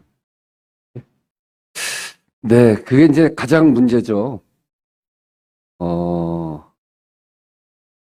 이 개헌의 필요성은 너무너무나 이제 우리 사회에 더 이상 미루어질 문제가 아니다라고 하는데, 사회적 공감대는 이미 높습니다. 국민들 여론조사를 보니까 거의 뭐 60% 이상으로 이렇게 동의가 되어지는 건데요.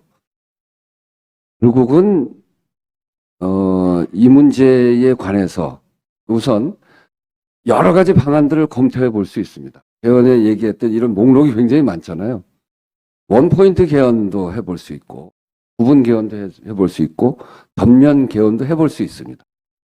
그리고 개헌의 또 한 가지 요소는, 이번에 개헌을 하면 우리 선거제도가 굉장히 이 대통령제로 5년제로 했기 때문에 지방선거와 총선 사이에 계속 이렇게 끼어 있어서 어떤 때는 3년 내내 선거를 치러야 될 때도 있고, 이거를 개선하기 위해서는 지방선거와 총선을 대선과 일치시키는 시기 조정의 문제도 같이 있죠. 그렇게 생각해 보면 시기의 문제도 있습니다. 그래서 이 폭으로 접근하면 원포인트, 부분, 전체 개헌, 또 시기로 보면 즉각 개헌, 다음 차기 대통령 임기 개헌, 32년 개헌. 32년이 대통령 선거와 국회의원 선거가 일치하거든요. 그래서 시기와 폭을 유연하게 바라볼 수 있다, 이렇게 말씀드리고요. 그런데 결국 개헌을 하는 것에 가장 중요한 역할은 대통령입니다. 그래서 대통령이 개헌의 필요성에 대해서 얼마나 느끼고 또 개헌을 어떻게 할 것인지에 대한 결단이 필요하기 때문에 이것 역시 정부 여당의 결단이 매우 중요합니다. 그래서 저는 이 문제와 관련해서 대통령과 만날 용의가 있습니다. 그래서 대통령을 직접 뵙고 개헌의 필요성을 이야기하고 대통령께서 결단하실 수 있도록 충분히 한번 국회의장으로서 충분히 대화하고 토론할 생각을 가지고 있다는 말씀 함께 드립니다. 예, 우리 그 이천중 부장 질문 잘 들었습니다. 질문 중에 언론 문제가 지금 잠깐 나왔는데, 사실 요즘 여야를 떠나서 이 언론이 거의 뭐 천덕꾸러기처럼 취급을 받고 있습니다. 그 모멸적인 언어들이 언론을 향해 하고요. 많은 클럽을 대표해서 굉장히 착잡하다는 말씀을 드리지 않을 수 없습니다. 그리고 지금 이제 질문 중에 이제 마지막에 개헌과 대통령의 결단 이런 말씀하셨는데, 다시 청와대에 있을 때하고 달리 지금 이제 대통령이 용산으로 가고 이제 관저가 바로 사실 국회의장 관저하고 대통령 관저가 바로 지근거리에 있습니다. 네, 그러니까 네. 큰 소리로 하면은 서로 얘기 듣고 뭐 한잔 합시다. 그러면 뭐 만나서 할 수 있는 그 정도 거리가 이게 좁혀졌는데 좀 전에 만나실 의향이 있다 그러는데 정식으로 한번 제안을 하실 의향이 있으신 거죠? 네, 네, 그렇습니다. 예. 제가 이 공관에 들어간 지가 얼마 안 되는데 2주 됐거든요. 토요일마다 그 뒤 산을 이렇게 산책을 합니다. 그럼 대통령 공관 옆으로 이제 지나가게 되는데 그래서 거기 소리 한번 지를까 그러다가 국회의장이 그렇게 하면 안 되겠다 싶어서 그냥 지나갔습니다. 이전에 우리 윤석열 대통령 뭐 검사 시절이라든지 뭐 그래서 혹시 자리를 하신 적이 있습니까? 아니요, 뭐 자리한 적은 없습니다. 저하고 별로 인연이 없었어요. 뭐 상가집 같은 데서 아니, 뵌 적은 없어요. 그렇습니까? 알겠습니다. 우리 황비영 의원 뭐 질문 좀 해주시죠. 예, 한 얘기가 나왔으니까 이제 관련되는 이제 질문을 좀 드려야 될 것 같은데요. 정진석 대통령실 비서실장하고 회동을 하실 때 대통령의 헌법 권한을 침해하는 게 아니면 거부권 사용은 신중해야 한다. 이렇게 발언을 하셨는데요. 거부권 문제가 좀 생각해 볼 문제인 것 같습니다. 대통령실하고 여권에서는 거부권을 어떻게든 거대 야당하고 싸우는 무기로 활용하겠다. 이런 기류인데요. 그러면은 결국에는 거부권을 행사하고 그다음에 또 대표결에 들어가고 또 법안이 폐기되고 이게 계속 도돌이표처럼 반복되는 게 21대 국회 가장 큰 문제였습니다. 그런데 아까도 이제 갈등 조정에 대한 얘기를 하셨지만은 갈등이 이렇게 극대화된 상황에서 결국에는 22대 국회도 결국에는 이런 도돌이표 국회가 되지 않겠느냐 이런 우려가 많습니다. 그런데 아까도 말씀드렸지만 민생 법안 처리를 위해서라도 좀 여야 간에 뭐 협의체를 만든다든가 의장님 수준에서 좀 할 수 있는 역할이 좀 더 필요한 것 같은데 좀 구체적으로 말씀해 주실 수 현 거부권에 대해서 제가 정진석 비서실장한테도 한 이야기입니다만, 거부권은 대통령의 헌법적 권한입니다. 상권 분립에 있어서의 권한이기도 하고요. 그 점을 부정한다거나 그런 건 전혀 아니고요. 거부권 할 수 있죠. 그런데 아까도 말씀드렸습니다만 87년 체제 이후에 37년 동안 그 대통령의 거부권이 16번 있었습니다. 지난 2년 동안 14번이 있었습니다. 그거는 좀 생각해 볼 일인 것 같아요. 헌법에 입법권은 국회에 있다. 이렇게 되어 있거든요. 그러니까 국회가 국민의 뜻을 받아서 법을 만들고 그렇게 되면 저는 그렇게 생각합니다. 거부권은 국민의 기본권을 해친다거나 아까도 얘기했지만 국민의 삶을 해친다거나 그리고 국민의 권리, 권한을 해치는 일 그런 건 거부권을 쓰는 게 합당하다고 생각합니다. 그렇지만 그렇지 않은 것에 대해서 거부권을 쓰는 건 정말 신중해야 된다. 특히 이제 역대 보수 정권, 개혁 정권을 다 합쳐도 자기 가족이나 아니면 측근에 대한 수사를 막은 적은 없습니다. 이제 그런 점에서 대통령께서 좀 더 신중하게 해야 된다고 생각하고요. 이런 부분에 대해서 좀 더 유연하게 하는 게 국정을 운영하는데 국민들에게 더 다가가는 거 아닌가 이런 말씀을 먼저 드리고요. 입법을 하는 데 있어서 이런 도돌이표를 막으려면 어떻게 해야 되는가 정말 진지하게 고민하겠습니다. 하나의 예 같은 경우에는 예로 들 수 있는 거는 이태원 참사 특별법입니다. 이태원 참사 특별법이 어쨌든 통과해서 거부권을 하지 않고 그것이 지금 이제 발효를 시작을 하거든요. 그게 어떻게 만들어지게 됐는지 그 과정도 잘 면밀히 살펴보면서 이 거부권에 관해서 한편으로는 쓰시는 거를 좀 신중하게 접근해 주시고 또 다른 한편에서는 거부권이 작동되지 않도록 어떻게 국회가 더 노력해야 될지에 대해서도 함께 고민하도록 하겠습니다.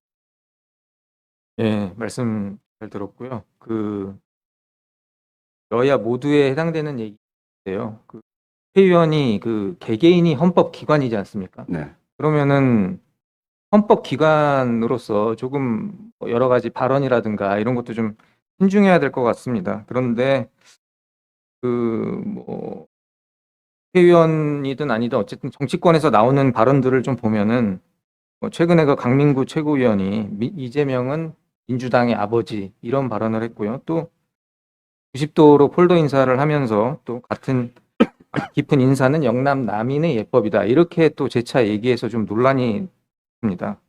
그리고 또 국민의힘 당대표 선거도 지금 하고 있는데 뭐 윤심 논란을 촉발한다든지 대통령 바라기라고 할까요? 뭐 이런 측면도 좀 있는 것 같습니다. 근데 이제 그 예전에 좀 보면은 아까 그 김근태 전 의장님 뵙고 오셨다고 이제 말씀을 하셨는데 하고 노무현 정부 시절에 노 대통령하고 계급장 떼고 치열하게 논쟁하자 이런 발언을 해서 굉장히 좀 화두가 된 적이 있습니다.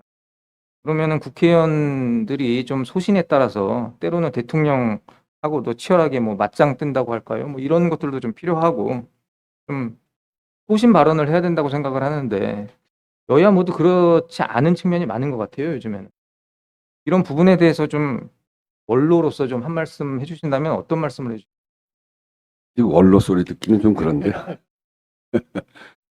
네, 뭐 지금 지적하신 것에 대해서 적극적으로 공감합니다. 하나하나의 문제에 대한 대답보다는 총체적으로 여야에 대해서 말씀드리고 싶은 것은 여당은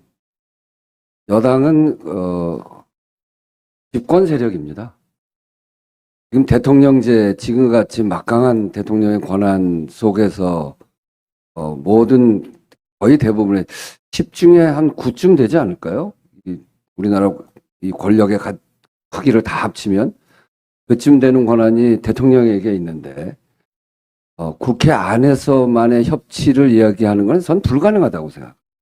결국 대통령이 어떻게 해가느냐, 대통령 협치에 대해서 얼마나 크게 관심 갖느냐 이런 것들이 협치를 해나가는 데 있어서 핵심적인 과제이기 때문에 저는 여당이 그 역할을 해야 된다고 생각해요. 대통령께 우리 국민들의 민심을 제대로 전달하고 또 국회에서 협치가 이루어질 수 있도록 대통령께서 좀 더 나서서 하실 수 있도록 그렇게 여건을 만들어가는 일, 해야 되거든요. 저는 제가 2017년에 문재인 정부 첫 해 원내대표를 할 때 그때 참 어려웠습니다. 우리가 문재인 그때 민주당이죠. 민주당이 123석이었고 교섭단체가 4개였어요. 4개 교섭단체가 확실한 야당들이었고요. 그리고 처음 출발할 때 인수위가 없었어요. 그래서 국회 파행도 첫 해 7번이나 있었고 그런 속에서 원내대표를 하면서 제가 100일 지나서 100일 기자회견 하면서 한 얘기가 뭐냐면 지난 100일 동안 마늘과 쑥을 먹고 지낸 기분이다. 그렇게 얘기했습니다. 협치를 위해서 엄청나게 뛰어다녔고 야당 원내대표실을 찾아다니는 게 문턱이 닳도록 다니고 여야정 협의체를 만들게 하고 문재인 대통령이 야당을 불러서 협의할 수 있는 그 틀을 만들기 위해서 아주 깊게 노력을 했습니다. 그럼 그거 한번 좀 여당이 좀 봤으면 좋겠어요. 그런 점에 대해서 말씀드리고요. 야당, 특히 민주당한테 말씀드리면, 제가 속해 있는 당이기도 하는데, 이번 선거 결과는 민주당이 잘해서 큰 의석이 아닙니다. 국민들이 윤석열 정부에 대해서, 지금 정부에 대해서 잘못한다는, 고쳐야 된다라고 하는 국민들의 태도가 선거를 통해서 반영된 겁니다. 이런 속에서 민주당이 취할 태도는 정말 겸손하고 국민의 눈높이에 맞춰야 됩니다. 그렇지 않으면 국민들에게 크게 질책을 받게 될 겁니다. 저는 국회 과정에 있어서도 그런 태도가 꼭 필요하다 이렇게 말씀드리고 여당은 여당대로 야당은 야당대로 제 역할을 제대로 해주셨으면 하는 바람을 갖고 있습니다. 그럼 말씀해주신 부분을 여야 모두 좀 이렇게 새겨야 될 부분이 아닌가 생각이 듭니다. 좀 가볍게 질문을 드리면은 좀 국민의힘 당대표 경선이 있을 텐데요. 그 국민의힘 대표 선거가 갑자기 4파전이 됐습니다. 원래 그 거대한이라는 그 한동훈 전 위원장 위주로 지금 흘러가다가 약간 4파전이 되면서 좀 흥행할 수 있는 그런 여지가 생겼는데요. 혹시 뭐 누가 될 것 같으세요? 나보고 쪽집게 도사가 되라는 건가요? 잘 모르겠습니다.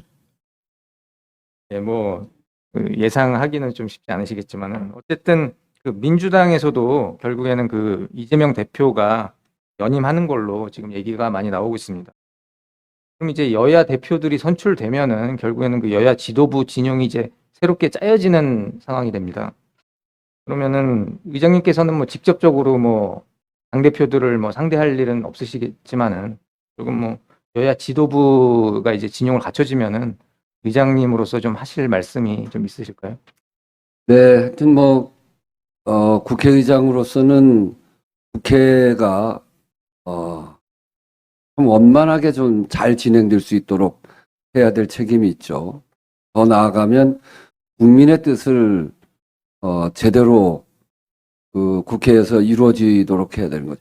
저는 국회의장의 가장 중요한 역할은 그 국회를 구성한 민심을 그대로 반영하는 일이라고 생각합니다. 이제 그런 점에서 그거는 국회의장 혼자 되는 것이 아니고 여야가 함께 머리를 맞대야 되기 때문에 기본적으로 원내대표들하고 협의를 하고 거기에서 방안을 찾겠습니다만, 원내대표와 함께 지금 이제 투톱 체제이니까 원내대표가 갖고 있는 독자성도 있고 그래서 원내대표와 늘 협의를 하겠습니다만, 당대표 역시 굉장히 중요한, 가장 중요한 당내 역할을 갖고 있기 때문에 당대표들과도 이 국회가 또 정치가 국민의 뜻을 그대로 반영할 수 있도록 하는데 필요한 일이 있으면 언제든지 만날 생각을 갖고 있습니다. 추가로 가볍게 하나 여쭤보겠습니다. 그 교섭단체 구성 요건을 완화하는 문제가 있는데요. 지금 현재 20석이 기준인데 그 제가 알기로는 어쨌든 그 유신 체제였던 9대 국회 이후로 줄곧 20석이었던 걸로 알고 있습니다. 교섭단체 구성 완화 요건에 대해서는 어떻게 보십니까? 저는 필요하다고 생각합니다. 이게 제가 여러 가지 경험했는데 양당의 두 교섭단체로 가니까 이게 의견이 달라지면 헤어날 방법이 없어요. 그냥 무한 충돌할 가능성이, 그래서 벼락 끝까지 가게 되고, 그게 이제 국민들한테는 정말 국회가 국민들을 위해서 일하는 거냐 이런 지적을 많이 받게 됩니다. 그 이유 중에 하나가 양교섭단체 체제인 것 같아요. 제가 어려웠습니다만 제가 원내대표 할 때 교섭단체 4개였거든요. 3대1 구도여서 협상 굉장히 어려웠습니다. 나중에는 이제 국민의당이 변화가 생겨서 일부는 자유한국당으로 들어가서 거기에 들어갔고 나머지 일부가 정의당과 합쳐가지고 정의평화연대 이렇게 해서 그 교섭단체가 됐는데 그때 제 입장에서 2대2가 돼서 훨씬 편해지기도 했고, 근데 그렇게 하다 보니까 갈등적인 사안도 중간에 있는 당들, 여야 대립되고 있는 거대 양당 말고 중간에 있는 교섭단체들이 때로는 중재하기도 하고 또 때로는 다른 의견도 내기도 하고 그런 과정에서 대세가 만들어지기도 하고 안 받으면 안 되는 그런 상황도 되거든요. 그런 점에서 다당제가 참 좋겠다. 그리고 선거제도로서도 다당제가 우리가 나아가야 될 길이라고 보여지고 교섭단체 체제도 그렇게 되는 게 국회의 원만한 그 진행을 위해서는 필요한 일이라고 생각합니다. 그것도 그렇고요. 또 우리 교섭단체 숫자가 국회의원 정수 대비 교섭단체 의원 숫자를 보면 OECD 국가에서 룩셈부르크 다음으로 우리가 많습니다. 그 정수 대비 교섭단체 정수 비율을 보면 룩셈부르크가 8.3%인가 그렇게 되고요. 우리나라가 6.7%인가 그래요. 다른 나라보다 그 룩셈부르크를 제외하고 훨씬 많아요. 근데 룩셈부르크는 다당제가 돼 있어가지고 거기는 그렇게 했음에도 불구하고 의원 60명의 교섭단체가 7개인가 그래요. 그러니까 거기는 그게 정착되어 있는 거고 우리나라 같이 이렇게 높으면서 딱 두 당만 교섭단체를 하는 것이 바람직하지 않기 때문에 이 선거제도를 지난번에 연동제해서 그래도 많은 정당이 참여한 거는 긍정적이긴 한데요. 그런 점에서 보면 이 교섭단체 숫자를 낮추는 거에 대해서는 저는 필요한 일이다. 예, 이제 그 시간이 꽤 많이 흘렀습니다. 속도감 있게 진행하도록 하겠습니다. 우리 김나나 하나 질문하시죠. 이번에는 특검과 관련한 질문 드려야 될 것 같아요. 수당은 다음 달 19일 상병 현재 일주 전에 특검법을 처리하겠다고 속도를 내고 있고 금여사 관련해서 김건희 여사 특검법도 곧 추진이 될 텐데 여야의 충돌로 이 의장으로서의 부담은 더 커질 것 같습니다. 각오가 돼 있으신지. 특검 정국이 빨리 끝났으면 좋겠어요. 그렇게 하려면 결국 이제 아까도 말씀드렸듯이 이 국민들이 요구하는, 국민들이 궁금해하고 국민들이 풀어야 된다라고 하는 그런 특검들이 있잖아요. 근데 그걸 그냥 덮어서는 덮어지지가 않는 그런 말이죠. 그래서 그런 점에서 이 특검을 여당도 이 정치적인 사안 가지고 계속 부닥치는 이 정부를 어떻게 풀어야 될지 또 어떻게 빨리 해소해야 될지 그 점에 대해서 정말 진지하고 유연하게 검토해 주기를 바라고요. 역시 국회의 큰 역할은 국민의 민생, 국민의 먹고 사는 문제를 해결하는 것이기 때문에 저는 이제 그 일을 더 강조하겠습니다만 이렇게 크게 정치적으로 충돌하는 사안들을 빨리 처리하고 가는 것이 맞겠다. 그렇게 하려면 여당의 역할이 매우 중요하고 또 대통령께서 이 문제를 유연하게 바라봐 보시는 것이 국정 운영 동력을 만들어내는데도 크게 도움이 될 거다 이렇게 생각합니다. 앞서서 법사위 얘기도 나왔긴 했는데 이 법사위를 수당이 장악해서는 의장으로서의 부담감 막중해질 수밖에 네. 없을 것 같은데요. 언론 인터뷰에서 이렇게 말씀하셨습니다. 22대 국회의장은 국민을 위해 싸움의 기술을 잘 쓰는 수단과 정치력의 달인이 맡아야 한다. 이렇게 말씀을 하셨거든요. 달인으로서 어떤 기술을 구상하고 계실지 이 말을 현실화하실 수 있을까요? 이거는 저만의 비법인데 다 얘기하라고 그러면 재미가 없잖아요. 제가 그 얘기를 한 거는 그 문재인 정부 그때 이제 제가 할 때 123석 가지고 정부 구성하는 표결을 다 했습니다.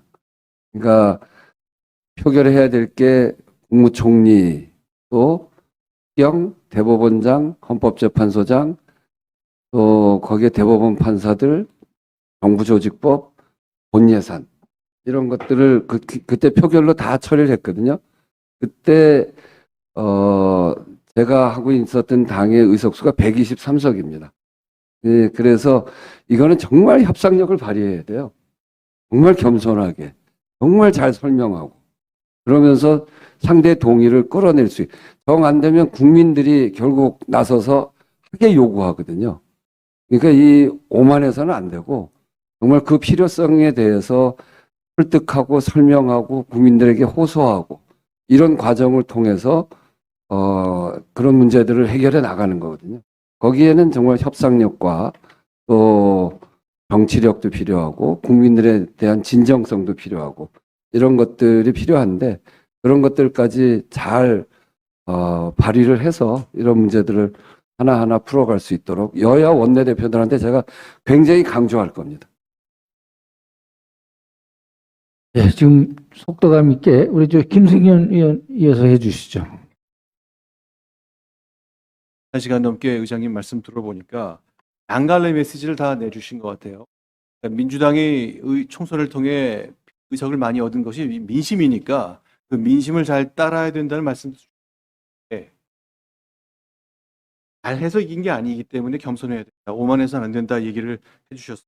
이 말씀을 드린 이유가 민주당 재집권 전략 보고서라는 책을 낸 게 있는데 제가 전에 봤던 건데 이번에 하신다 그래서 제가 좀 들춰봤더니 이런 대목이 있었어요. 제가 인용해 보겠습니다. 4년 전 총선에서 압승을 한 다음에 정의당 등 비슷한 활동을 했던 정당들하고 연대가 깨질 때인데 그걸 후회하시면서 하신 말씀이에요. 권력의 욕심이 너무 컸다고 생각합니다. 탄핵을 당하면서 보수 정당이 무너지니까 우리가 국민의 지지를 갖고 독자적으로 정권을 유지해 갈 수 있을 거라고 생각했는데 그것이 오만했다는 것입니다. 라고 얘기했어요. 그래서 지금 사실은 내가 지금 하는 것이 민심에 따른 것인지 오만한 것인지를 구분하는 능력은 참으로 필요하나 굉장히 드물었다는 걸 저희가 역사적으로 볼 수 있는데 지금이 원구성 과정, 특검 등 다수 법안의 일방적 처리, 뭐 대통령실에서는 거부권을 유도한 거냐라고 말도 하는데 지금의 상황은 오만입니까? 아니면은 민심입니까? 어떻게 보세요?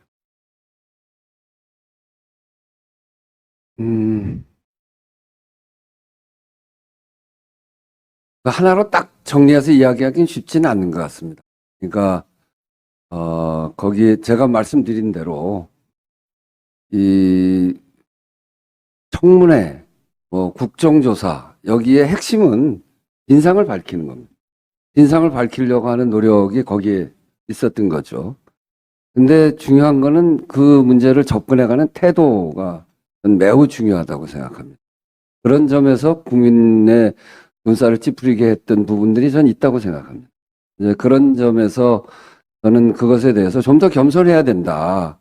이렇게 말씀드리고요. 제가 이제 그 얘기 한 것은 이 정권이 이제 왔다 갔다 하지 않습니까? 이제 그런 속에서 지난 탄핵 이후에 민주당이 취했던 그 123석을 가지고 국정과제를 풀어나가야 되는 데 있어서 탄핵을 같이 했던 세력들과 손잡았으면 훨씬 더 쉽게 하고 또 과거부터 얘기하는 그게 민주대연합이거든요. 그런 점에서 제대로 하지 못했다는 것을 반성적으로 성찰한 거죠. 저는 이번 총선을 거치면서 제가 얘기했던 그 연동제를 하자고 하는 것도 바로 그런 지점이었거든요. 그래서 저는 정말 겸손하게 또 힘을 모을 수 있는 일은 잘 모으고 또 국민을 잘 설득해 가면서 정치를 풀어가야 된다. 이런 생각을 늘 가지고 있습니다. 저는 이제 이 정치부 기자들이 외부에서 관찰하기 때문에 그 당 내에서도 의원들 사이에서 어떤 말이 오가는지를 뭐 저희가 정확하게 알 수 없기 때문에 마침 지금은 무소속이시지만 민주당 당적을 오래 갖고 계셨기 때문에 인사이더이셨기 때문에 드리는 질문입니다. 그러니까 4년 전에도 민주당이 총선에서 압승을 했죠. 그때도 굉장히 여당으로서 크게 이겼는데 그때도 18개 상임위를 모두 가져가셨고 그런데 2년 뒤에 대선거 지방선거 패한 다음에는 주셨단 말이죠. 법사위 운영. 그래서 4년 전에는 민심에 따라 다 가져가셨고 또 법대로 하신 건데 2년 전에는 법대로 안 하고 또 내주셨단 말이죠. 그때 선거에 졌을 텐데 그 당시 내부에서는 어떠셨습니까? 복귀를 해보자면 법대로와 협상과 타협에 대한 것 사이에서 말이에요. 그때는 이제 민주당이 여당이었죠. 그리고 하나는 김종인 비대위원장께서 민주당이 다 가져갔다 해라. 우리 안 한다. 이래서 포기 선언을 하셨어요. 그런 상황에서 그 민주당이 추경을 통과시켜야 되는 과제가 있었습니다. 그러니까 추경을 집권 여당으로서 그 일을 하지 않으면 안 되는 상황이었고 그래서 가져갈 수밖에 없는 조건이 된 겁니다. 그것이 잘했다는 의미가 아니라 그런 조건에서 가져가는 거고 그건 이제 어떤 면에서 보면 이런 여당으로서의 책임감 이런 것들이 있는데 그럼에도 불구하고 그렇게 가져갈 수밖에 없었던 상황이 있음에도 불구하고 18개 의석을 다 갖는 거는 그만큼 무거운 일입니다. 그리고 여당이 18개의 의석이 상임위원장을 다 갖는 것도 국민들의 반발을 독주한다라고 하는 대통령의 권한도 있고 국회까지 다 갖고 이런 아주 큰 그 독주의 프레임에 전 들어갔다고 생각하고 그거는 전 잘못한 일이다. 결과적으로. 그래서 내줄 수밖에 없었고 이번에는 거꾸로 민주당이 야당이고 국민의힘이 여당입니다. 그런 속에서 이 문제가 생겨서 저는 여당이 이 집권 세력으로서 국가의 운영을 책임지고 있는 세력으로서 나머지 7개 그거를 국민의힘이 가져가는 게 맞다고 생각합니다. 그런 점에서 저는 이게 이제 이런 것들을 잘 조율해 가는 게 국회의장이 해야 되는 일인데 저는 그걸 지금 기다리고 있는 겁니다. 근데 이제 조금 전에 소식이 하나 들어와서 예, 금방 조금 전에 소식 들어왔는데 여당이 7개 상임위원장 수용했습니다. 그리고 물론 이제 추경호 원내대표는 사의를 표명한 그런 상황입니다. 네, 뭐 추경호 대표의 사의 표명은 참으로 안타깝고 그렇습니다. 제가 이제 그동안 추경호 원내대표하고는 오랜 인연을 갖고 있었고 그래서 아주 원만하고 문제를 풀기 위한 노력을 굉장히 열심히 하고 그런 분이어서 제가 늘 존경하고 그랬던 분인데 이번 과정이 굉장히 어려웠을 겁니다. 근데 이 국면 자체가 너무 어렵습니다.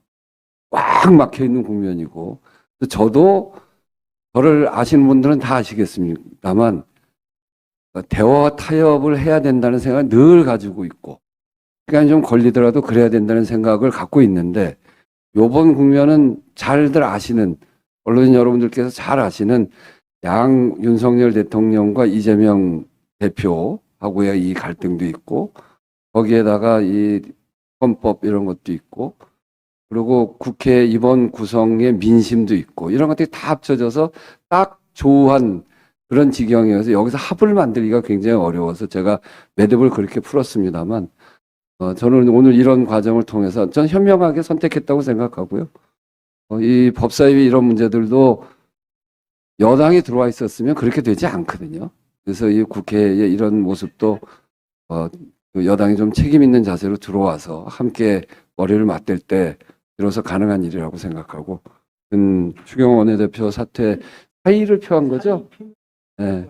네. 사의를 표명한 거는 안타까운 일입니다만 그 문제 역시 국민의힘 여당에서 잘 판단해서 해 가실 거라고 생각하고요. 7개 상임위를 받고 국회로 들어오기로 결정한 거는 여당의 책임 있는 자세로 잘 하신 판단이다는 생각을 가지고 있습니다. 예, 지금 국회 상황이 뭐 상당히 뭐 변화가 많이 있는 것 같습니다.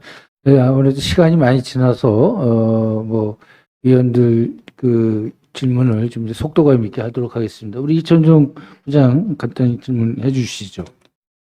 네, 의장님 하나만 더 추가로 질문드릴 텐데요.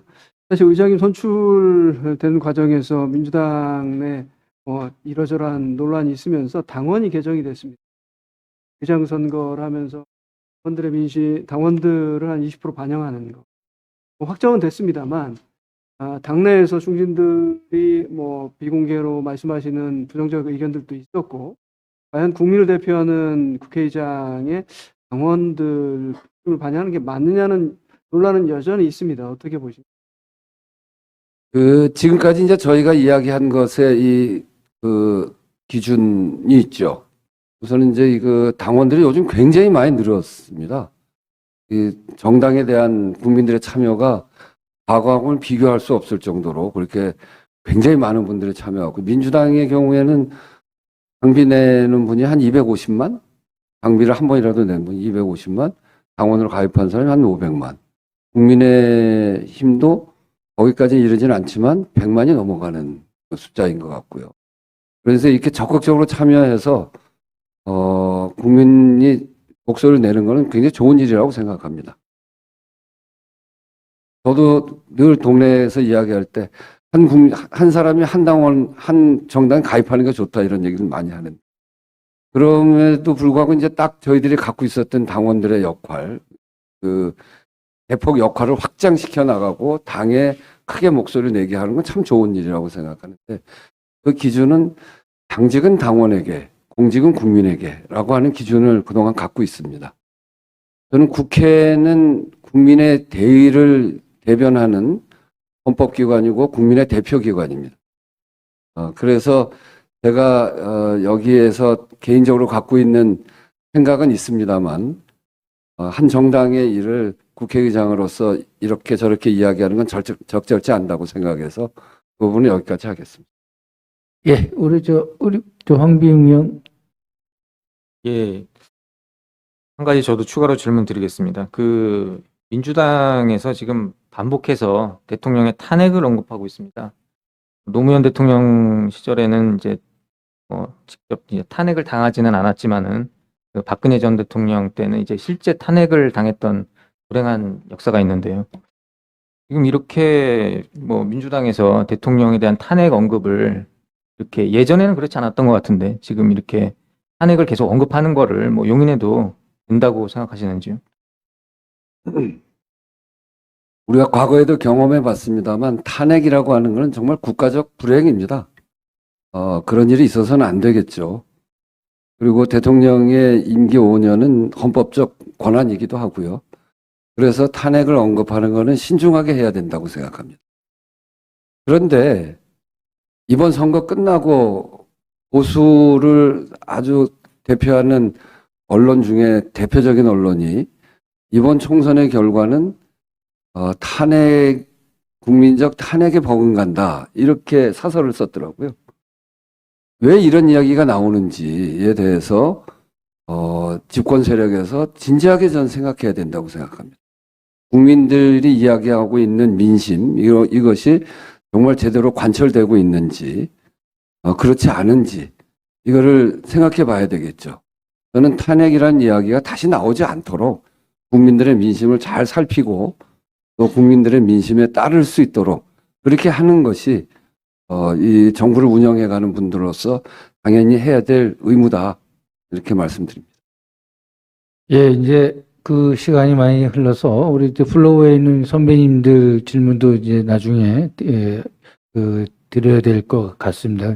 그동안 너무 국내 정치 얘기를 좀 많이 했는데 간단하게 시선을 외부라 그럴까요? 한반도 문제로 돌려서 간단하게 제 질문 하나 드리겠습니다. 지금 남북 관계 아시다시피 강대강 대치라 할까요? 굉장히 긴장이 고조되고 있습니다. 그리고 또 얼마 전에 며칠 전에 푸틴 러시아 대통령이 평양 방북해서 나온 결과를 놓고도 지금 많은 얘기들이 오가고 있습니다.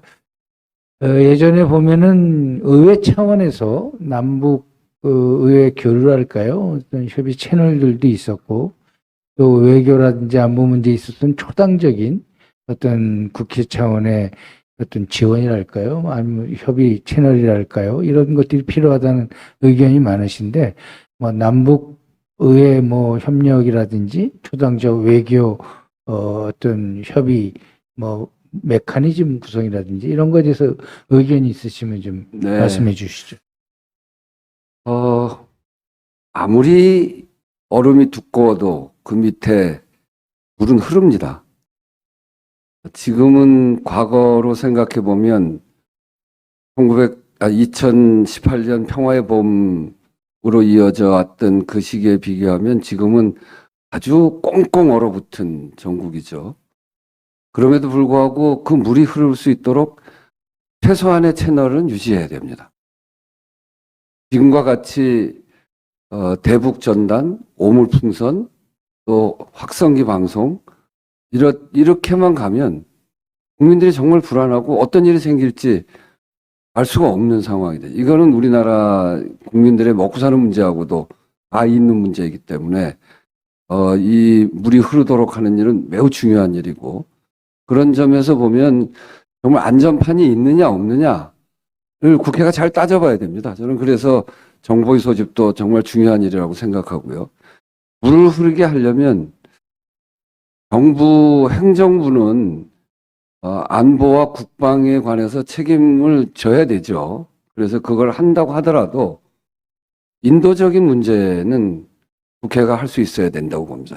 제가 북한에 누님이 2분 계십니다. 제 자신이 이산가족인데 이산가족과 같은 인도적 견지의 일들을 국회가 맡도록 또 국회가 담당할 수 있도록 여야정이 머리를 좀 맞댔으면 좋겠습니다. 저 같은 사람들이 이산가족 상봉을 주창하고 인도적인 문제를 풀어가자고 하면 해볼 수 있는 일 아니겠어요? 그리고 그거는 상당한 효과를 또 만들어낼 수도 있습니다. 2018년 평화의 봄 때 생각해보면 그 전에 제가 제 원내대표 할 때 자꾸 얘기를 해서 죄송합니다만 2017년이 북한이 미사일 쏘고 정말 힘들었던 때 그때 대화를 꺼내면 마치 이적 세력과 같이 보일 정도로 그렇게 심각했습니다. 그때 그 와중에서도 대화하자라고 하는 게 제가 한 그 최고위원 원내대책회의 모두 발언 몇 번 나온지 알 수가 없습니다. 그렇게 대화를 주장하니까 결국 그래도 문이 좀 열리는 거 아니겠어요? 그래서 저는 이런 시기에 두꺼운 얼음 밑에 물을 흐르게 할 수 있는 최소한의 안전장치를 만들 수 있도록 하는 것은 우리 사회 전체가 머리를 맞대야 되고 그 안에 국민을 대의하고 있는 국회가 그 문제를 감당해야 된다. 저는 아주 용기 있게 그 문제를 제기할 생각입니다. 예, 우리 의원 꼭 질문 드리고 싶은 게 하나 있다고. 예. 제가 보니까 그 의장님 경력 중에서 눈길을 끄는 게 그 홍범도 장군 기념 사업회 이사장을 맡으신 거더라고요. 아까도 말씀 주셨지만 그 독립운동가 김한 선생의 배손자이신 걸로 알고 있는데요. 얼마 전에 그 이종창 광복회장이 의장님 예방한 자리에서 이런 말씀을 하셨는데, 홍범도 장군 등 5명의 독립전쟁 영웅 흉상은 단 1cm도 옮겨져선 안 된다. 이렇게 비판을 하셨고, 또 페이스북에는 또 대통령에게 또 이런 계획을 전면 백지화해달라 이렇게 촉구를 하셨거든요. 저는 그 사업회 이사장님으로서 이 문제는 좀 어떻게 해야 된다고 보시는지 다시 한번 좀 말씀해 주시죠. 네. 제가 이제 국회의장 돼서 제일 아쉬운 게 사업회 이사장을 내려놔야 됩니다. 그래서 지금 이제 내려놓고 있는 중인데, 이 문제는, 이게 이제 우리 국군의 정통성하고 다 있는 문제거든요. 국군의 정체성 문제죠. 거기 육사 현충관에 5분의 흉상을 세웠습니다. 홍범도, 김좌진, 이범석, 그리고 지청천, 이회영 선생. 이 4분은 어떤 분이냐면 봉오동 전투에서는 홍범도 장군 그리고 지청천 장군이 관련돼 있고요. 청산리 전투는 그 2분들과 그 김좌진 장군, 이범석 장군이 연결돼 있습니다. 이회영 선생은 그 독립 전쟁 과정에 정말 이 싸우는 그 전투력의 간성이라고 할 수 있는 이 장교들을 배출한 그 신흥무관학교를 세우신 분입니다. 그래서 이 5분은 한 덩어리입니다. 근데 그 육사 현충관 앞에 세운 이유는 그때 그렇게 선언을 했어요. 이렇게 육사 한복판에 세우는 이유는 우리 국군의 뿌리가 독립군 광복군에게 있다. 우리의 정체성이다. 국군은 여기서 시작됐다. 이걸 선언한 거거든요. 근데 그거를 옮기겠다고 하니까 사단이 난 거죠. 저는 그거 옳지 않다고 생각해요. 홍범도 장군은 그 공산당 가입한 전력 때문에 바깥으로 내보내고 4분은 육사 박물관으로 보내겠다. 왜 박물관으로 보냅니까? 우리 국군의 뿌리가 독립군 광복군이 아니고 박물관에다 넣어야 되는 겁니까? 홍범도 장군의 그 공산당 이력이라고 하는 거는 소련에서 그때 활동을 했고 소련에서 나중에 연금 받아야 되는 거기 때문에 공산당 가입했습니다. 생활상의 이유이기도 했고 그리고 이 전투하는 대장으로서 레닌을 만나서 총을 받기도 하고 그게 뭐가 잘못됐습니까? 그렇게 그걸 따진다고 하면 제2차 세계대전 때 미국이 싸우면서 그 일본하고 싸우기 위해서 소련이 참전을 했을 때 미국이 소련하고 손잡고 일본하고 싸운 것도 잘못된 일입니까? 정말 그건 있을 수 없는 역사의 왜곡이고 폄훼다. 그래서 1cm도 못 옮긴다 이렇게 얘기한 거고요. 그리고 이것이 이제 우리 외교적으로도 그렇습니다. 우리 요번에 윤석열 대통령께서 중앙아시아 3개국을 다녀오셨는데 그 중앙아시아가 바로 고려인들이 계시는 땅, 바로 홍범도 장군이 계시던 데거든요. 거기에 50만이 계십니다. 고려인 50만. 제가 그 이후에 그 중앙아시아 카자흐스탄에 갔더니 하원 의원을 2번 한 고려인의 지도자가 이렇게 얘기하시더라고요. 만약에 1cm라도 옮기면 내가 대한민국 정말 훌륭한 나라인 줄 알았는데 대통령이 바뀌어서 역사 인식이 이렇게 바뀌고 이렇게 한다면 만약에 1cm라도 옮기면 내가 모국으로부터 받은 훈장 다 반납하겠다. 이렇게 얘기하시더라고요. 김로만 의원의 말입니다. 꼭 가서 전해달라고. 그렇기 때문에 이거는 우리 국가의 외교를 위해서 중앙아시아를 뚫는데도 우리 고려인들이 중앙아시아에서 굉장히 큰 역할들을 하시거든요. 그것도 좋지 않고요. 그런 점에서 이것은 반드시 홍범도 장관을 비롯한 5분의 흉상은 지금은 다 재배치하겠다 이렇게 얘기하는데 재배치하는 것이 아니라 그 자리에 그대로 있어야 된다. 그게 우리 국군의 정체성도 지키고 중앙아시아의 우리의 외교를 우리 경제적 영토를 넓혀가는데도 꼭 필요한 일이다. 이렇게 말씀드립니다. 예, 지금 시간이 거의 뭐 이제 좀 지났습니다, 오히려. 그래서 간단히 이제 플로어에 계신 우리 선배님들 질문을 소개하고 간단히 답변 듣는 걸로 마무리하도록 하겠습니다. 우리 임종건 전 서울경제신문 사장 선배님께서는 국회 이번에 이제 원구성 관련해서 하는 건데 아예 미국처럼 원내 다수당이 의장과 상임위원장을 맡는 방식으로 개정할 필요가 있지 않느냐 이 말씀하고요. 아까 그 법사위와 관련해서는 전 CBS 해설위원장을 지내신 우리 권용국 선배께서 이거에 대해서는 좀 따끔하게 한번 얘기해야 되지 않느냐 이런 말씀 하셨습니다. 김진기 전 KBS 해설위원께서는 어떤 국회의장이 되시렵니까? 제가 약간 바꿔서 얘기하면 어떤 국회의장으로 기록되길 원하십니까? 라는 정도로 질문 드리겠습니다. 그리고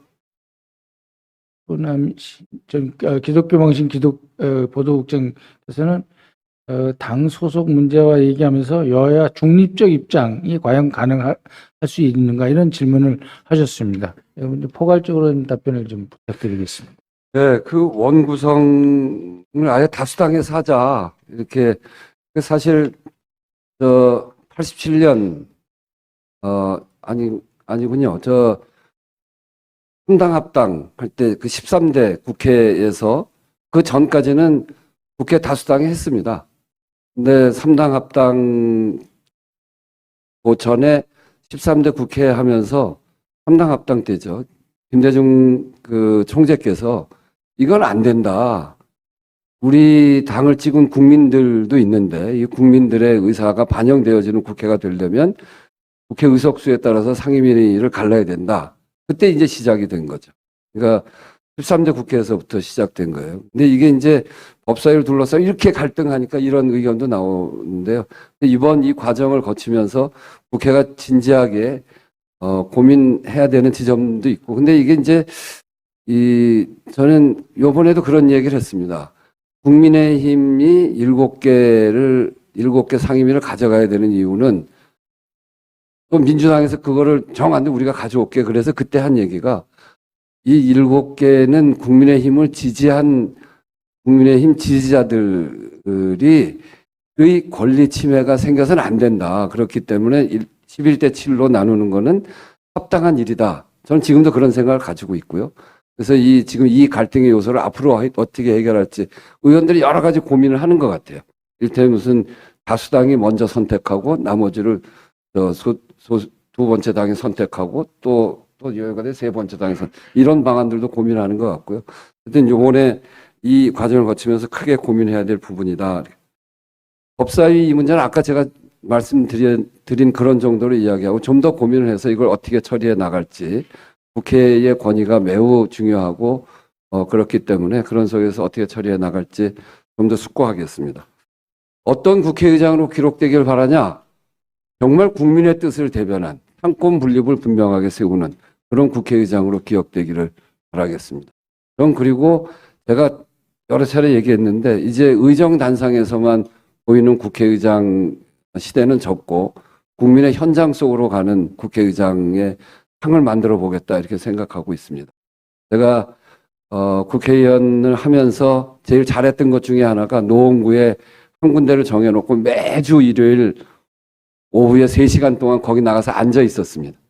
국민들의 생민심을 그대로 듣는 게 내가 국회의원 하는데 가장 필요한 일이겠다 생각해서 3년 좀 넘은 것 같은데 거의 한 주도 빼지 않고 일요일 오후에 나가서 앉아 있었고요. 저는 국회의원 전체가 그랬으면 좋겠다고 지난번에 꼭 그건 아닙니다만 자기가 할 수 있는 방안으로 현장으로 다 나갔으면 좋겠다. 국회의장 되고 지금 2주 며칠 지났는데 국회의장 되고서 2주, 3주 됐죠. 지금도 그걸 하고 있습니다. 근데 이제 노원구의 국회의장이냐 이런 소리도 하나 있고요.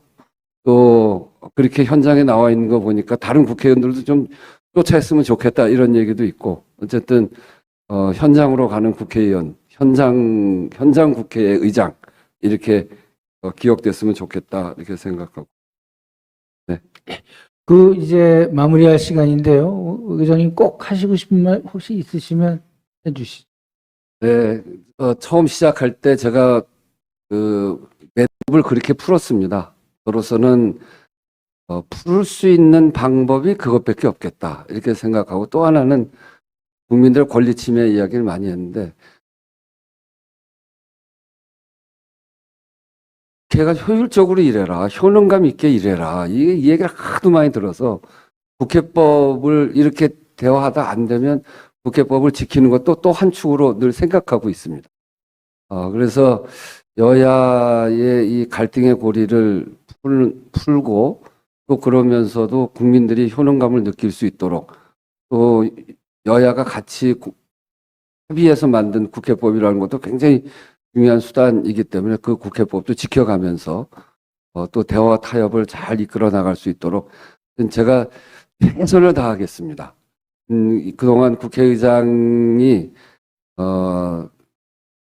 굉장히 많은 역할들을 해주시고 국회의 의회주의를 키워내시느라 다들 애썼는데 그런 역사와 전통을 잘 이어받아서 역시 지금 시대에 맞는 국회의장의 상으로서 최선을 다해서 열심히 일하겠다 하는 말씀 드리면서 한번 지켜봐 주시기를 부탁드립니다. 감사합니다.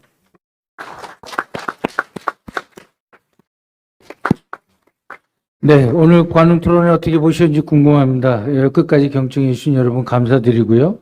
앞으로도 관훈 클럽 시대의 화두를 공정하고 객관적으로 전하는 역할에 최선을 다하도록 하겠습니다. 이것으로 오늘 행사 모두 마치겠습니다. 예, 감사합니다.